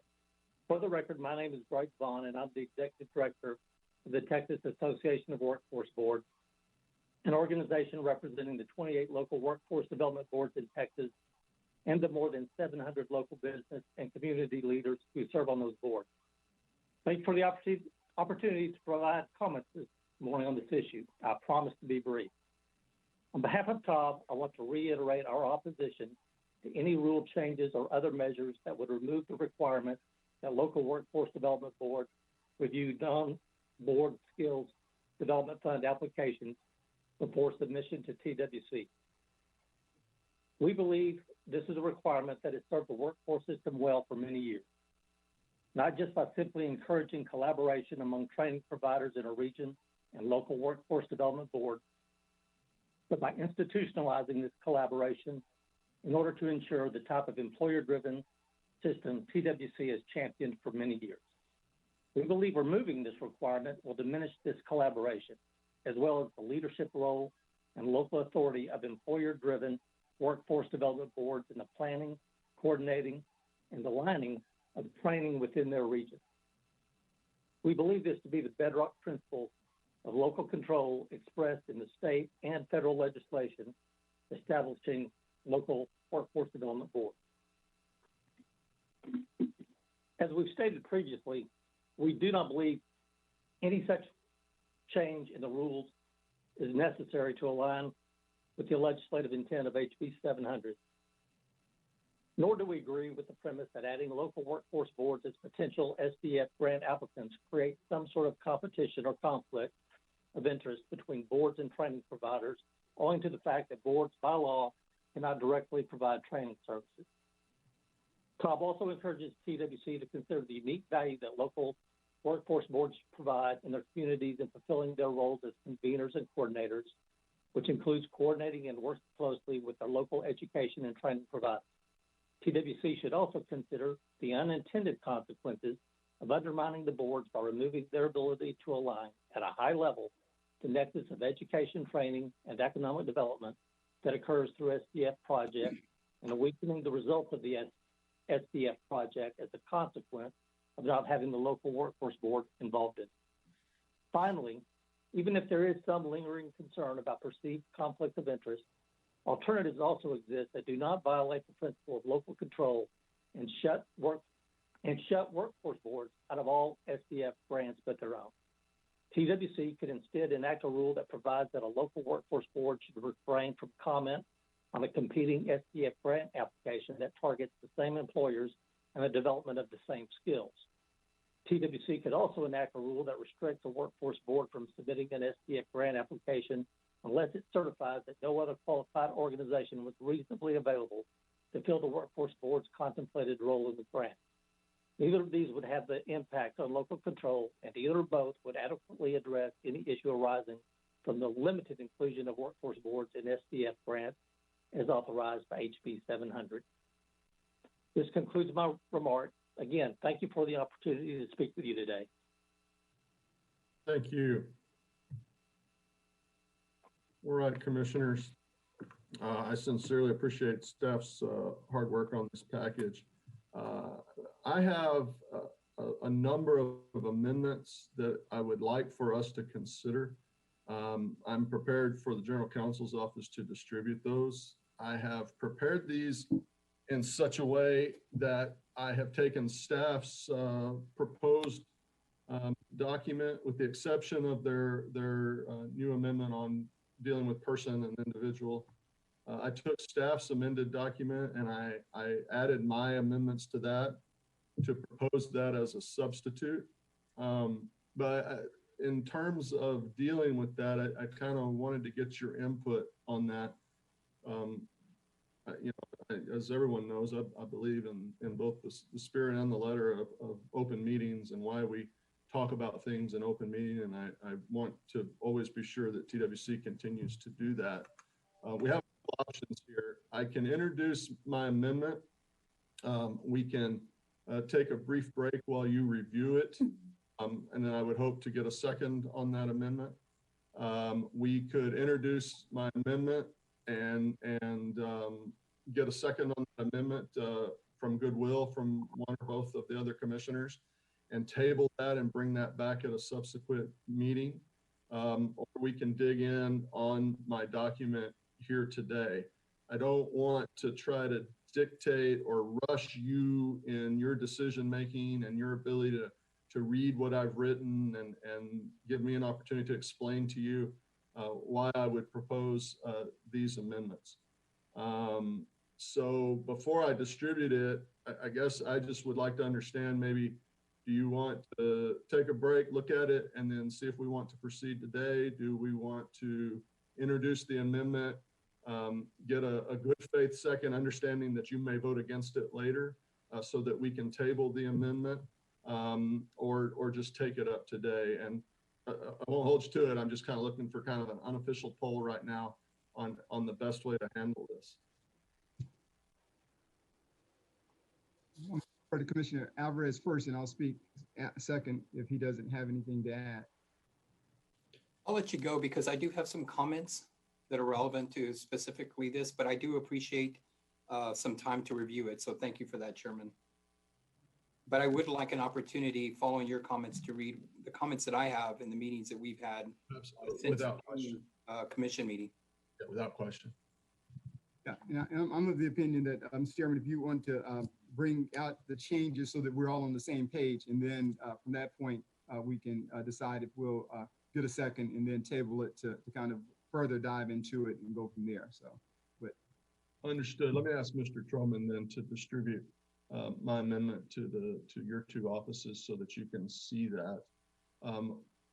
While that's happening, with the understanding that I would reserve my right to bring forward the amendment, I certainly think it would be appropriate to hear comments from both commissioners if you have any on this issue. We can come Thank you, back. Chairman. I do have comments regarding this specific issue. I'd like to thank Greg Vaughn for providing remarks today. And since our June commission meeting, I too have had an opportunity to review specifically the letters that we were, thank you, Les, the letters and some of the other discussions we've had, even one of the authors of the bill. I'm glad that the proposed rules encourage collaboration with the boards. This will ensure that taxpayer dollars are being spent to train individuals with in-demand skills. However, the proposed rules eliminates the requirements that boards review and comment on SDF applicants before the application is submitted to TWC. I understand that non-board grant applicants may have concerns about requiring another potential grant applicant to review and comment on the application before submitting to TWC, and it may appear to provide a board with a potential advantage in the development of the board's SDF application.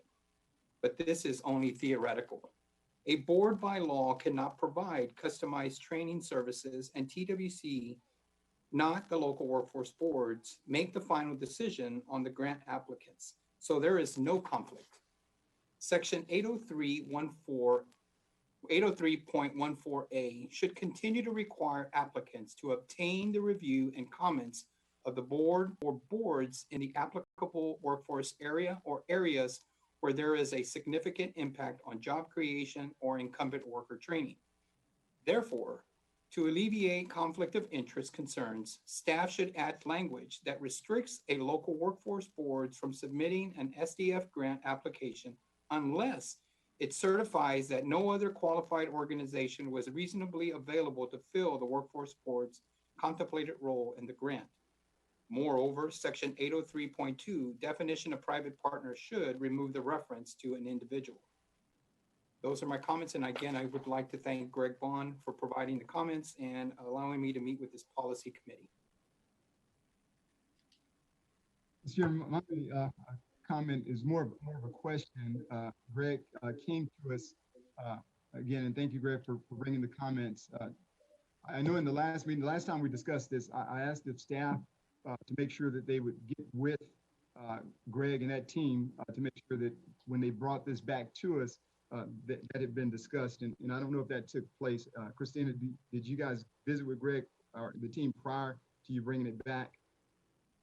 Commissioner Demerson, we were basically on hold as we waited for the outcome of the meeting with the sponsoring legislators. And then we were later advised that because the rules as presented have been tabled, that we should move forward with that same draft of rules for this particular meeting. So that was done without discussion with the organization that Greg represents? Correct. Okay. That's where we find ourselves again. So, Mr. Chairman, no other.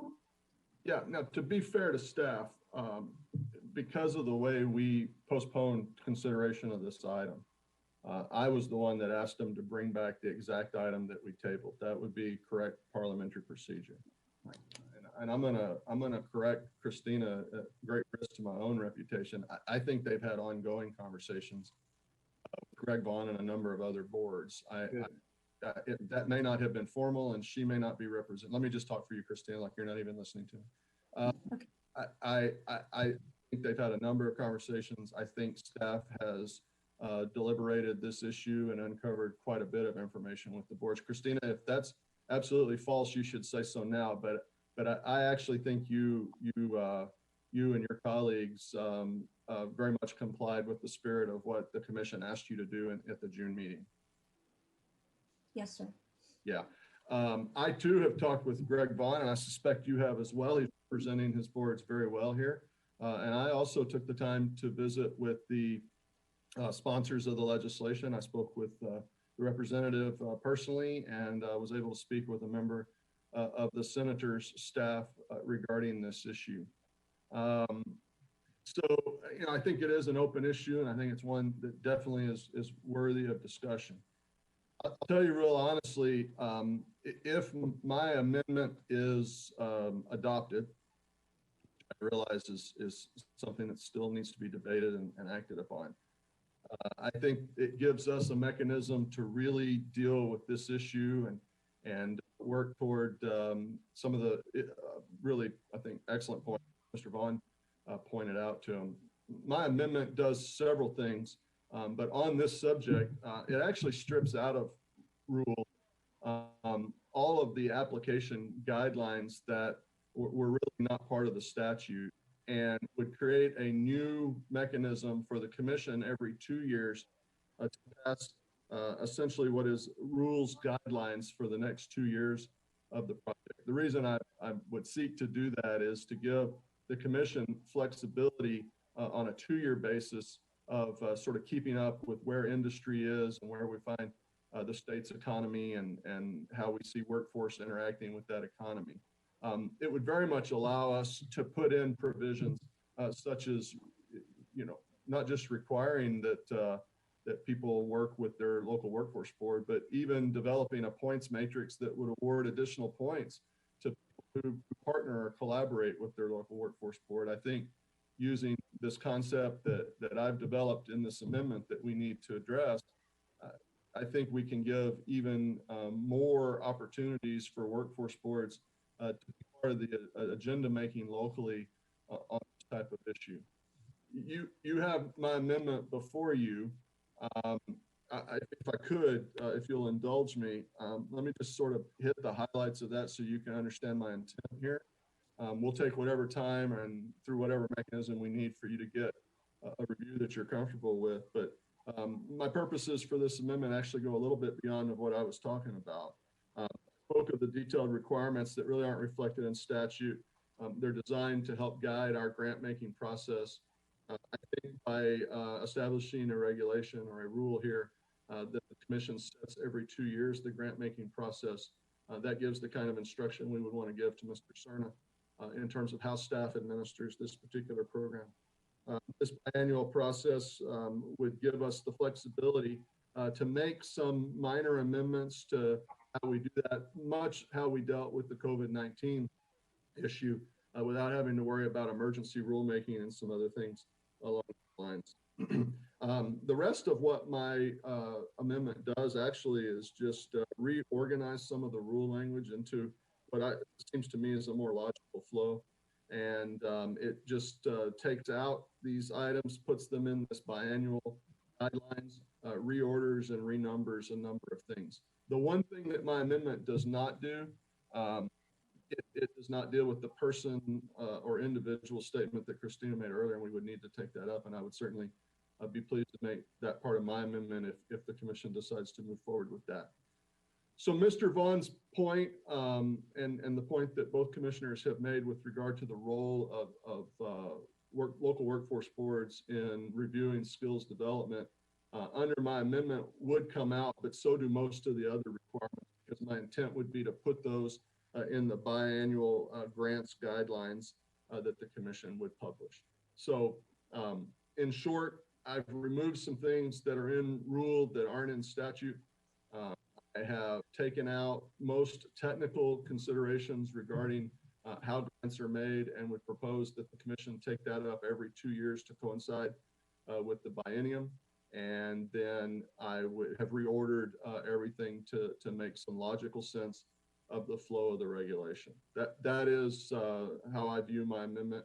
I leave it to you to advise, do you want additional review and how you might want to take that up? Chairman, I had an opportunity really quick to look it over, and I do have some additional comments. So I would be cautious about setting what should be in rule in guidelines. And I would just have here, we were told by Sunset that this prevents transparency and lacks input from the public. One of the things that I noticed on this was, just by looking at it, and I may be wrong, that it deleted the requirement that boards review the applications. That would eliminate the information regarding prevailing wage, which we do not agree with. That wasn't also in here. And I think placing too much in guidelines lacks transparency to the public and public input.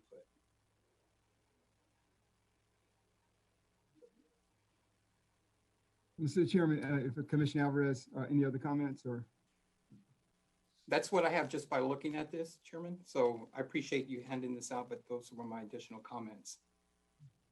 Mr. Chairman, I've had a chance to briefly look at this, and I think originally you'd asked, thanks for the explanation of what's provided here. If there comes in form of a motion that we are looking at this to be discussed later, I'm in agreement with that. I don't know if we can grab all of this and move it forward to a vote. I don't know if Commissioner Alvarez feels that, or the chairman feels that we can push this towards a vote today.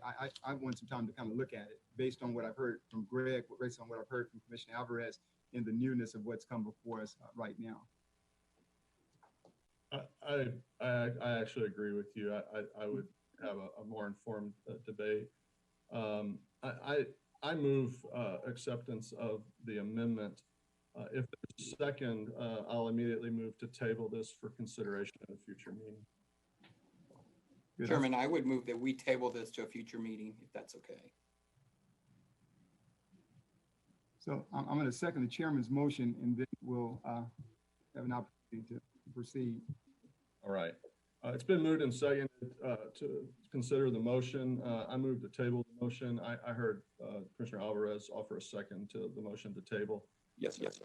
We'll table this to a meeting. Do we have are we doing policy at the next meeting, Mr. Cerna? Yes. Let's postpone consideration of this to our next commission meeting. Yes, sir. Gentlemen, thank you for your consideration. Ms. Ramos, thank you very much for your work on this. I know it's a complicated issue. All right, no problem. Thank you. Thank you. All right, gentlemen, again, thank you. I think this brings us to agenda item 16, discussion, consideration, and possible action regarding publication for public comment and proposed amendments to 40 TAC Chapter 809 Child Care Services relating to implementation of House Bill 680 of the 86th Texas Legislature regular session. Parent share of costs for part-time referrals, child transfer policies, reviewing Texas Rising Star standards, and minimum provider program eligibility requirements. Good morning, Chairman, Commissioners, and Mr. Cerna. For the record, Allison Wilson with the Child Care and Early Learning Division. On July 14th, 2020, the Commission approved a policy concept regarding proposed amendments to TWC's Chapter 809 Child Care Services rules.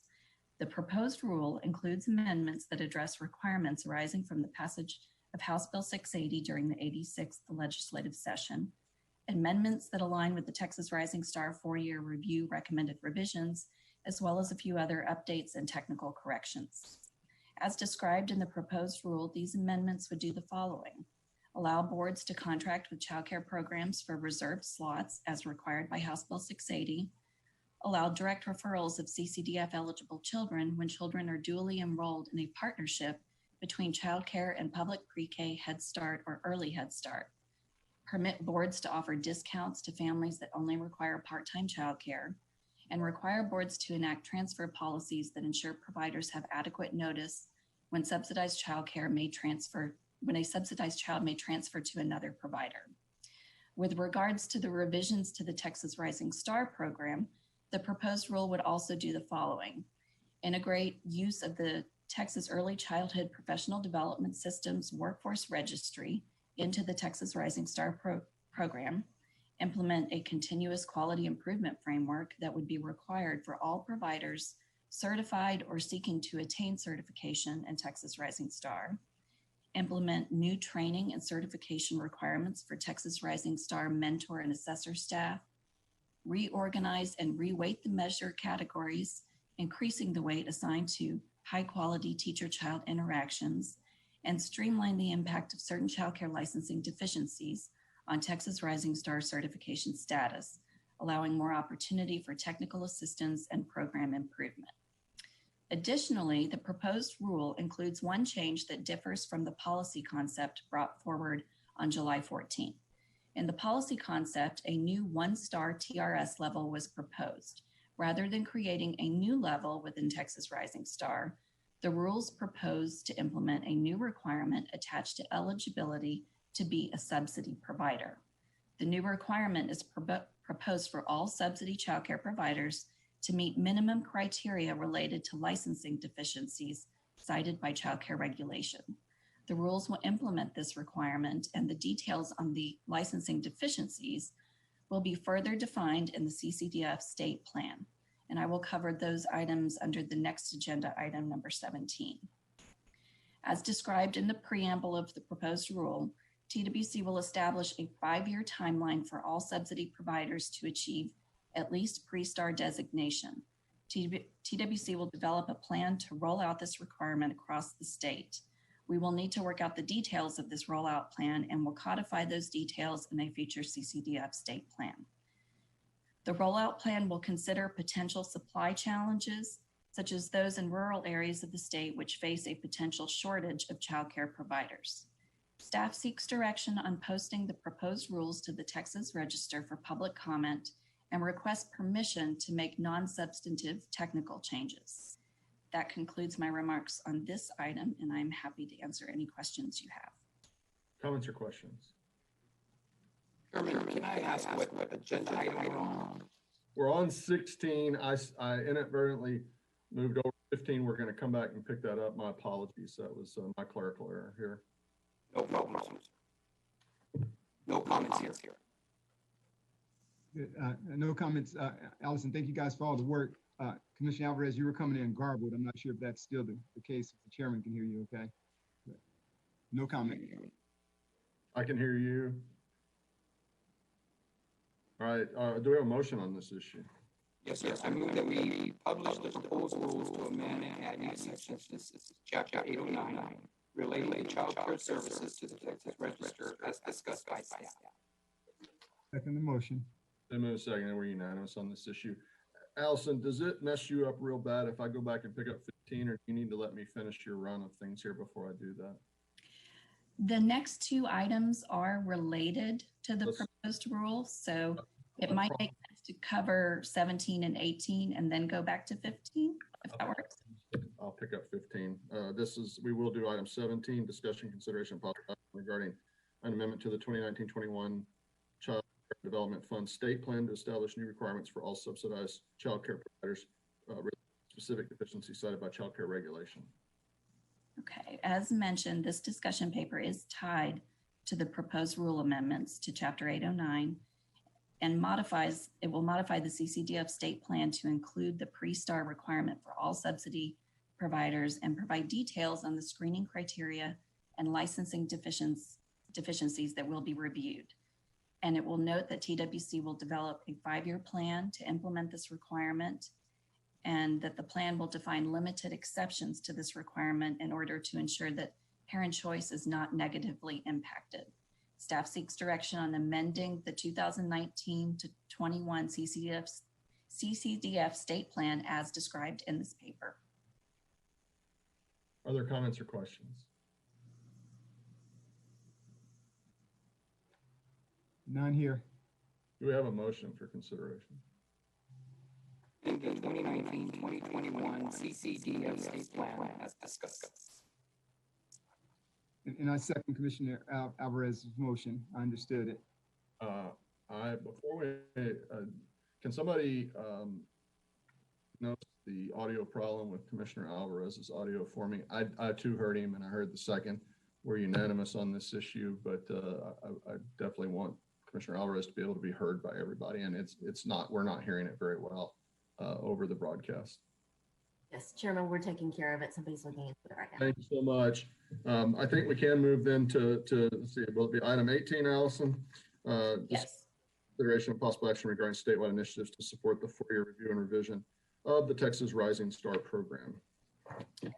This discussion paper is also tied to the proposed rule amendments to Chapter 809.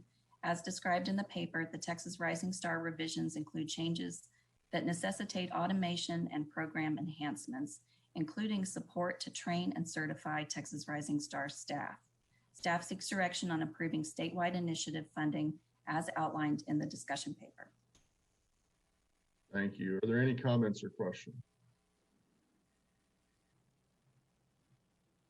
No comments. Can you hear me? Okay. We're still getting I heard you say no comments, but there's still a great deal of distortion in your audio. Sure. My only comment is, Allison and to Reagan, thank you guys for the work you're doing. And I know this has been in collaboration with the child care stakeholder groups, as I understand it.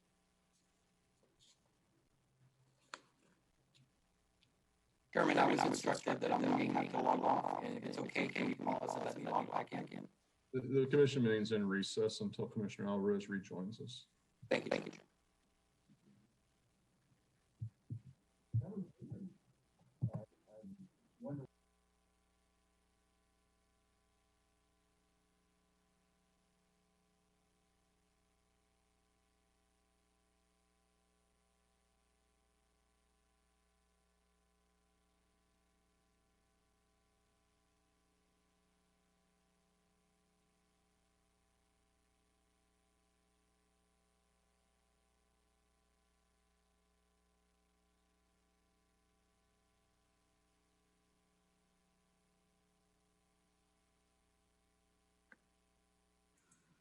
Can you go and test your sound for us, Commissioner? Okay, testing 1, 2, 3. Much better. Thank you.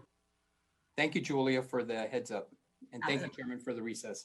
You sound like yourself now. That's better. It was the button. Ah.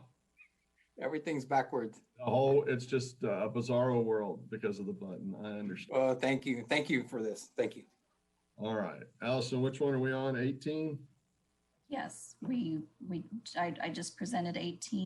I don't think there are any questions. I did want to say that in reference to Commissioner Demerson's point about this being collaborative, that's a very important point, and we're very grateful for all of the work and the many months of work that the Texas Rising Star 4-year work group contributed to this process.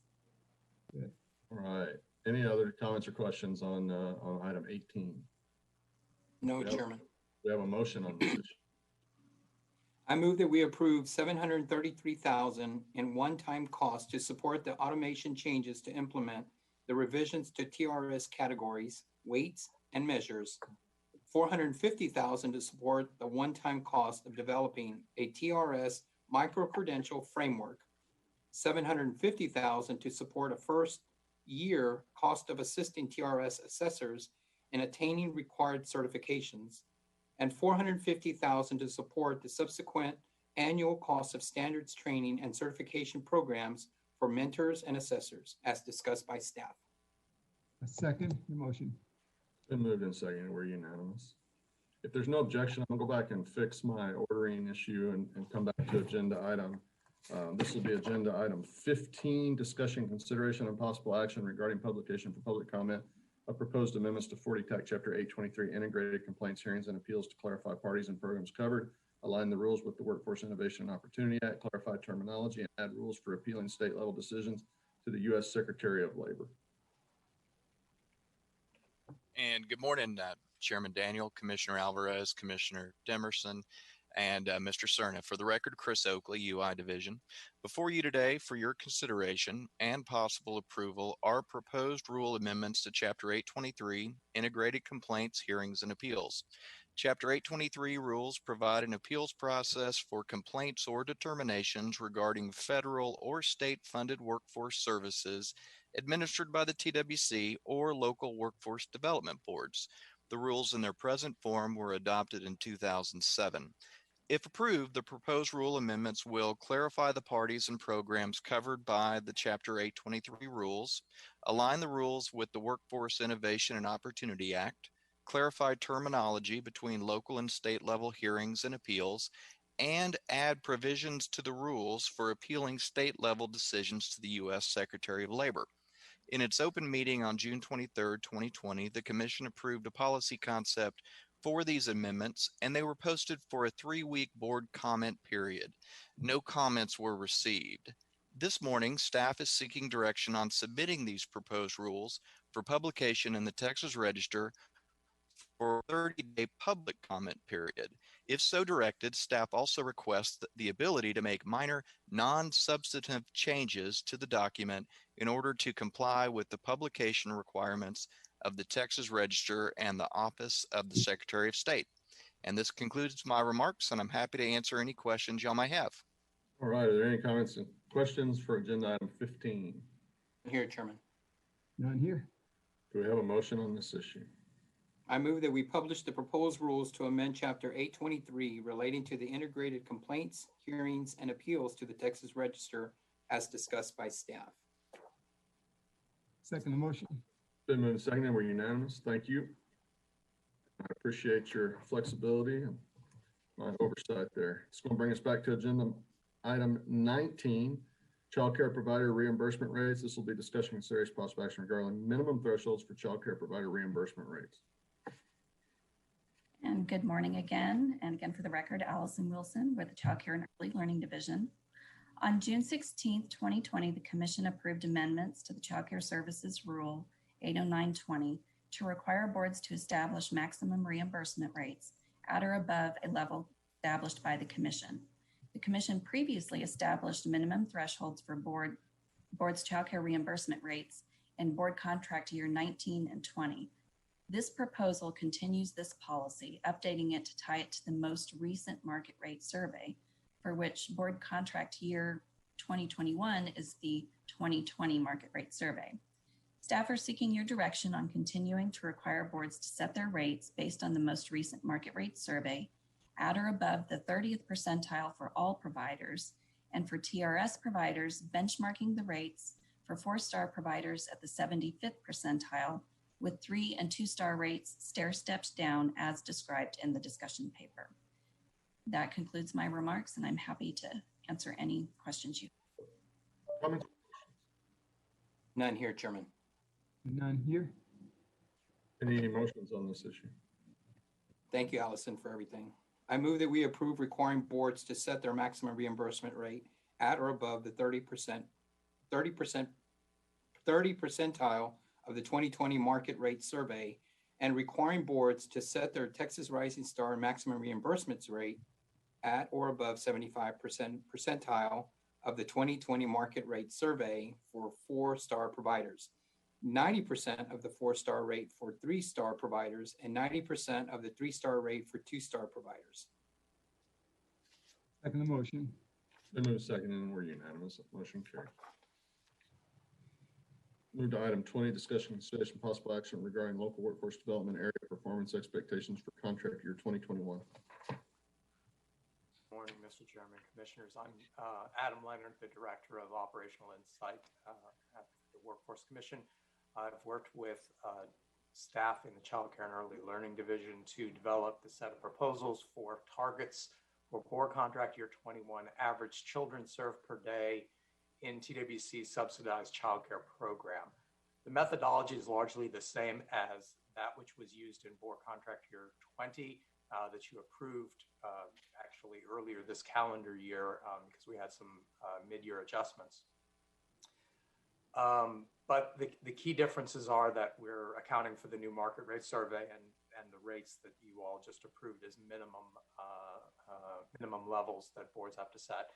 Updated admin ops trends, looking at the differences between typically what the max rates are and how much is actually paid in direct care costs, because we rarely pay the full max rate, or if not rarely, then certainly there's enough of a gap that it matters.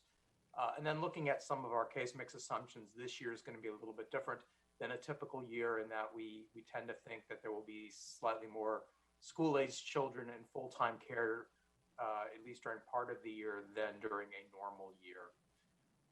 We developed this methodology, presented it to your offices, discussed it with the boards, and what is in the notebook today is identical numbers and material from those briefings and the conversations with the boards.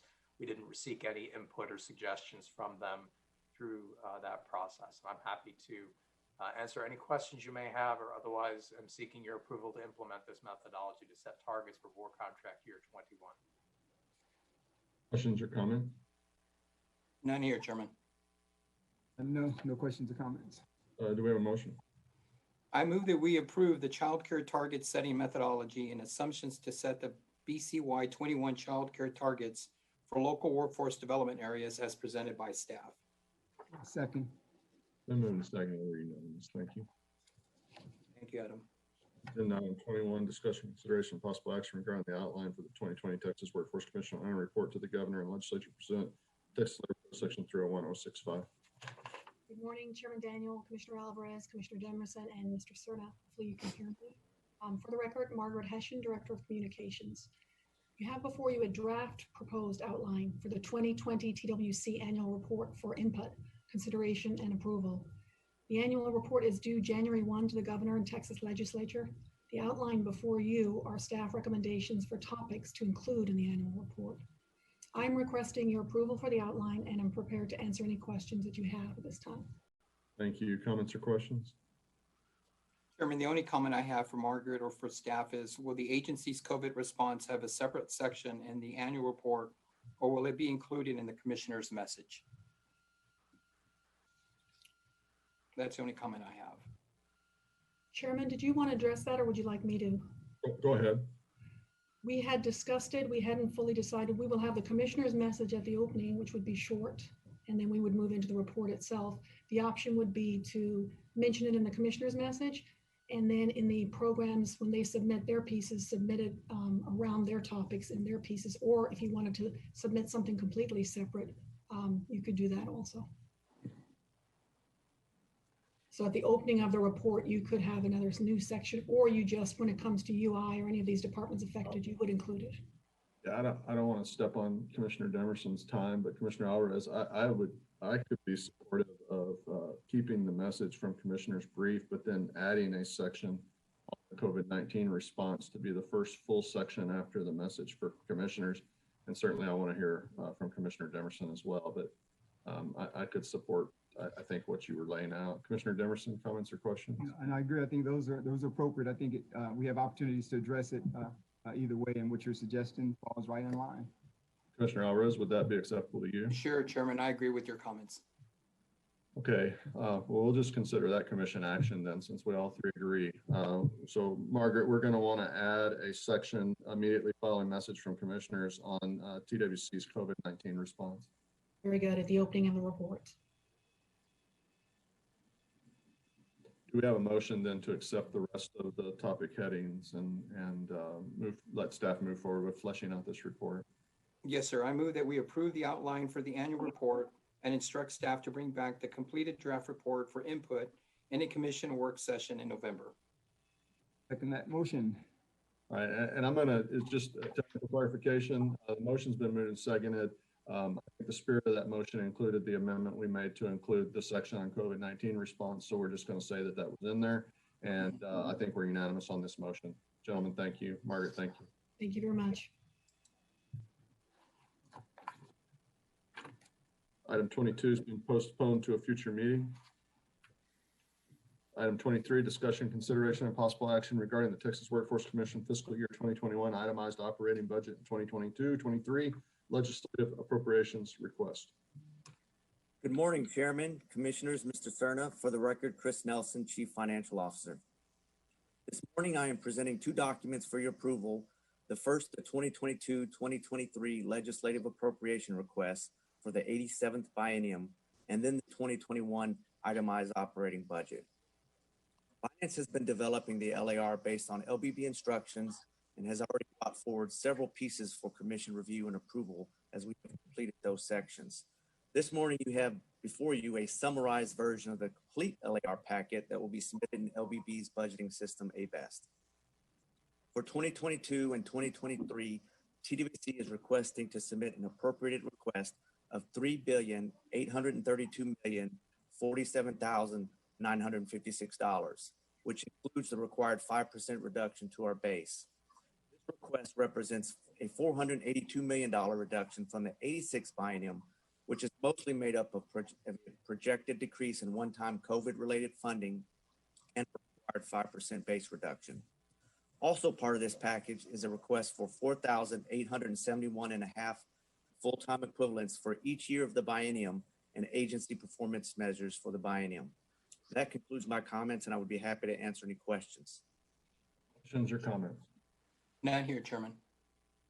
Chairman, I'd just like to commend Chris and Julie and that team their approach to tackling this LAR. It's been very strategic, and I've been very appreciative of the briefings in a stair-step manner.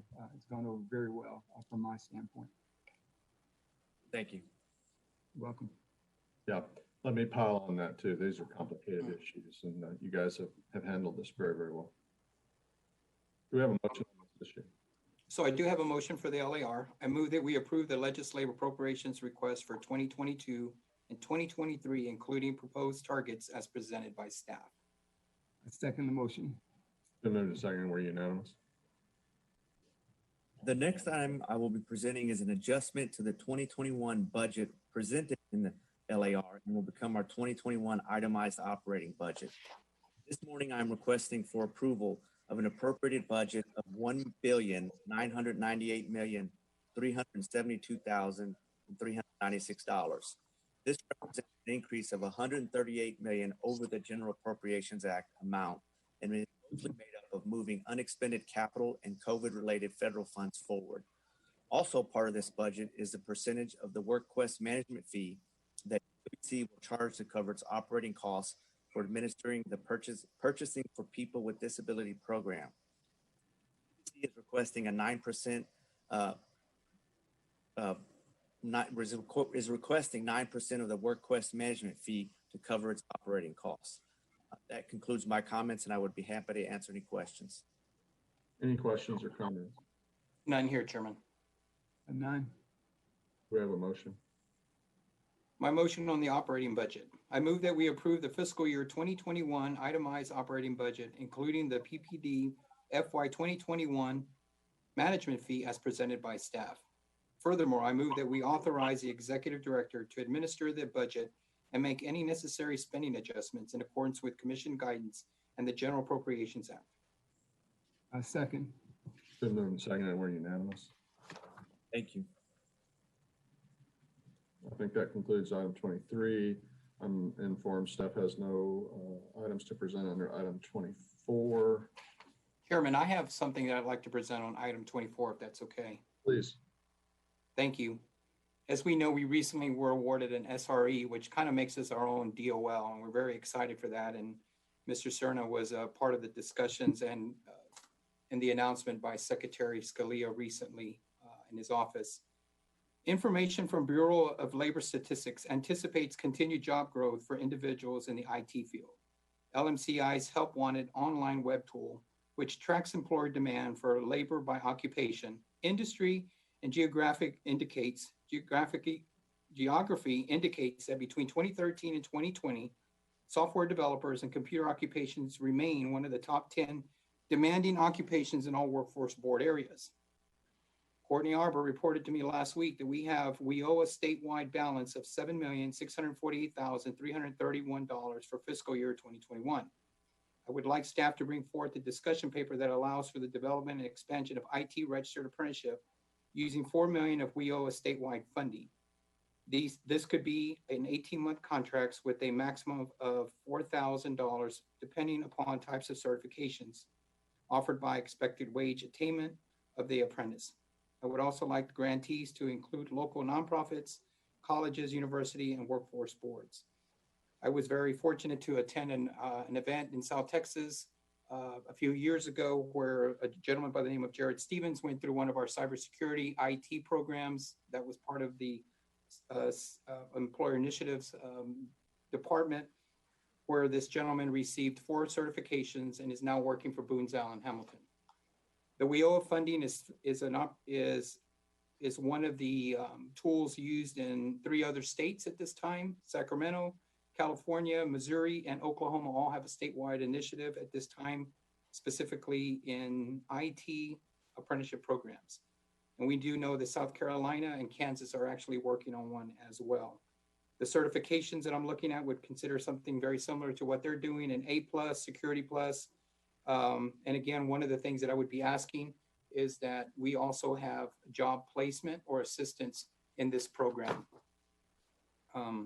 That pretty much ends my remarks, but because of the momentum of registered apprenticeship programs and because of the recent announcement, I've been talking to staff about this since March. And then with the recent announcement of the SRE, I thought it was appropriate for me to bring up the statewide initiative. So staff will bring forward a discussion paper on this issue. Yes, sir. All right. Thank you, Chairman. Thank you, Mr. Alvarez. Anything additional under agenda item 24? Agenda item 25, discussion, consideration, possible action regarding guidance on resource utilization, implementation services strategies to target disaster relief, public health emergencies, including those funded with the Department of Labor's Disaster Dislocated Worker Grant. Do we have any updates under agenda item 25, Ed? We have one update from Courtney Arbor. Morning, Commissioners. Mr. Cerna, Courtney Arbor, Workforce Division. Wanted to just give an update on workforce activity and COVID response. You're aware that all boards and adult ed providers continue to be open to the public. It looks different in different areas, and sometimes it's all virtual, but everyone is open for business and making sure that the public is aware of that. 4 of the workforce board areas have offices that are open full-time, including walk-in traffic. The remaining board areas offer services through the ways we've discussed previously. Some walk-in by appointment only, and many ways, otherwise virtually by phone, and again, in person by appointment. So again, all boards slowly are moving toward in-person services more and more as the local need calls for it. You also are aware that we have more than 120 of our local employment specialist staff who are TWC employees working in the local workforce solutions offices, and that's where they work full time, and they are still providing support to unemployment insurance to help make sure that we're doing everything we can to serve claimants at this time. And so I want to thank those ES staff and the boards who are working with us as we've repurposed those staff to help UI, seeing that that's a huge priority for us right now. Since Texas launched the Metrics online learning platform in late July, we've seen a steady increase in users. As of October 1st, almost 40,000 Texans have registered in that system and completed 22,187 courses. Total hours spent on this platform so far is about 27,000 hours. And so we're hearing some good feedback and seeing that a lot of the users are continuing to do that. If any unemployment insurance recipients are watching this meeting or hearing my voice, we're sending you emails reminding you to please log in. We are hoping that everyone will take advantage of this while we have it available to people. There are more than 5,000 courses available right now.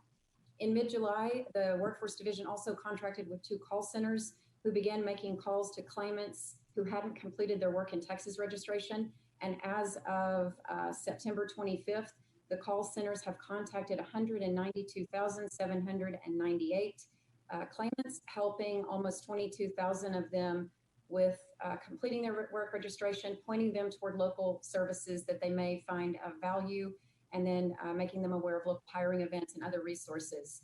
We aren't asking specifically if they found employment, but in the conversation, well, we'll ask if they have, and we don't touch base with everyone, so we know many more than this, but we've talked with more than 9,000 who let us know that they've gone to work, and so that's always great to hear that we're able to congratulate them.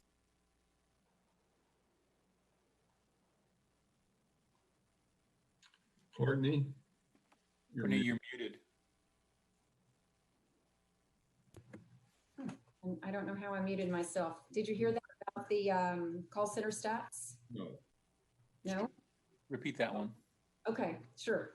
The Workforce Division contracted with 2 call centers. They're contacting claimants who haven't completed their work in Texas registration. We have contacted 192,798 unemployment insurance recipients and helped almost 22,000 of them complete their WIT registration, pointing them toward the local workforce solutions offices and any other services that might be of benefit to them. While the call center staff are on the phone with them, they're also asking if they've gone back to work. And of course, we know that many more claimants than this have gone back to work, but more than 9,000 have let us know. So the call staff have been able to celebrate with them their return to work, and we're able to see that employers are having their workforce needs met through the local offices and claimants staying active in their job search. AEL Math Assistance Call Center is operated by Student Nest. Commissioners, you all approved some funding specific to that, along with some other COVID funding a while back. They are beginning to take tutorial customers on October 15th. It will operate 7 days a week, be multilingual, have live video chat, provide one-to-one virtual math instruction, and provide preparation for the text chase to AEL participants. And I know you're aware of this and why you found the value in it. This call center helps students prepare for that high school equivalency exam, which is getting them one step higher on their education ladder and one step higher on the career ladder, or their ability to go up that career ladder by gaining their high school equivalency. Last, I just wanted to share a quick success story from one of the WIOA COVID grants that you all approved funding for back in April. Workforce Solutions of South Texas is using their COVID funds to launch Project Poder, which is Partnership, Opportunities, Direction, Employment Resources.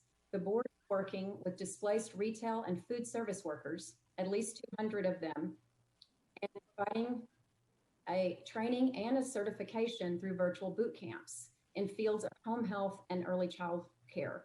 So they're doing this remotely with virtual platforms for most of the training.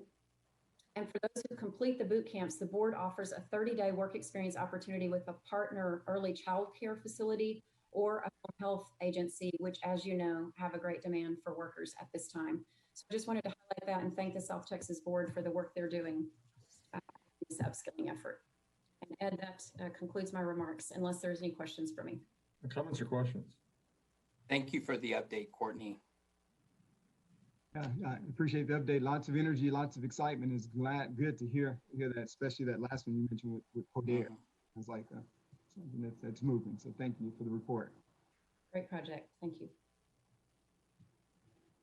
All right. Anything additional under item 25? No, sir. All right. We'll go to item 26, discussion, consideration, and possible action regarding approval of local workforce development board nominees. Good morning, Chairman Daniel, Commissioner Alvarez, Commissioner Demerson, and Mr. Cerna. For the record, Shanta Williams with the Workforce Development Division. And before you for consideration, we have workforce board nominees for Workforce Solutions Alamo, South Texas, Tarrant County, the Heart of Texas, Northeast Texas, the Coastal Bend, and Southeast Texas. This concludes my request, and I'm here to answer any questions you may have.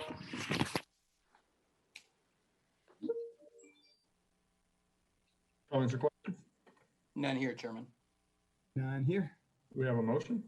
I move to approve the board nominees for Alamo, South Texas, Tarrant County, the Heart of Texas, Northeast Texas, the Coastal Bend, and Southeast Texas. Second the motion. Been moved and seconded. We're unanimous. Thank you. Thank you. I'm advised there's no legislative report today. Ed, do you have an executive director's report today? Yes, sir. I have three quick items. First, we received a proclamation from Governor Abbott recognizing October as Disability Employment Awareness Month. We appreciate the governor's support. This goes a long way in supporting both our workforce programs as well as our vocational rehabilitation programs, but especially our vocational rehabilitation programs. So we appreciate that support from the governor. Second, also wanted to announce that we did extend the deferral for reimbursing employers. Again, considering the COVID emergency so that they don't have to worry about having to write a check to pay for their portion of the claims that we paid out of the UI Trust Fund. So we have deferred, I believe this is our third deferral for reimbursing employers their need to reimburse the fund right now. They will eventually need to reimburse the fund unless Congress takes action on it, but at least they don't need to for the foreseeable future. And then the last thing is I want to give the commissioners a heads up that staff is looking at and we'll be coming back probably next week with a recommendation concerning work search. Things are changing and we need to reassess re-implementing the work search requirement. So we will probably be coming back to the commission in the near future, as soon as next week possibly, but maybe shortly after then. But just wanted to give the commissioners a heads up. There is no recommendation at this time on that subject. All right. That's all I have, sir. Thank you. Any comments or questions for Mr. Cerna? Chairman, I would like I have some comments regarding Mr. Cerna. Courtney earlier referenced the call center employees. As our offices receive emails regarding our constituents or issues, various issues. It was gratifying to see that through my labor info website or email address that we received a letter from a young lady who moved in from Sandy Hook, Connecticut. And it was really nice to see that she was assisted by two of our call center employees from the Dallas-Fort Worth area. But she specifically referenced their help and your help, Ed. She referenced you by name in this letter, and I just wanted to just acknowledge that. And she also referenced Mr. Lee Elder and Miss Angela Murnane from our call center. And so again, I can't say enough about the great things that our call center employees do and staff as well. So thank you for that. And it's always nice to get these little pats on the back. And so I just wanted to take this opportunity, Chairman, to express my thank yous to Ed, to the call center employees, and to the UI staff, and just everyone in general during this difficult and challenging times. Thank you. Thank you, sir. Mr. Chairman, to Ed's point on work search, I was privileged to host a meeting last week with the number of organizations, employer-related organizations, and work search is something that the Texas Restaurant Association is interested in. And so anyway, so that's out there. And some of our other calls that we're having with the East Texas group, Mark Durant and his team, you kind of hear that, we're hearing that as well. So it's exciting to see the unemployment rates coming down and employers looking at bringing employees back on board. That's pretty exciting. That's all I have, sir. All right, thank you. Is there any other order of business come before the commission? None here, Chairman. And do we have a motion to adjourn? Chairman, I move that we adjourn. I second that motion. It's been moved and seconded to adjourn, and we are adjourned. Thank you, everybody.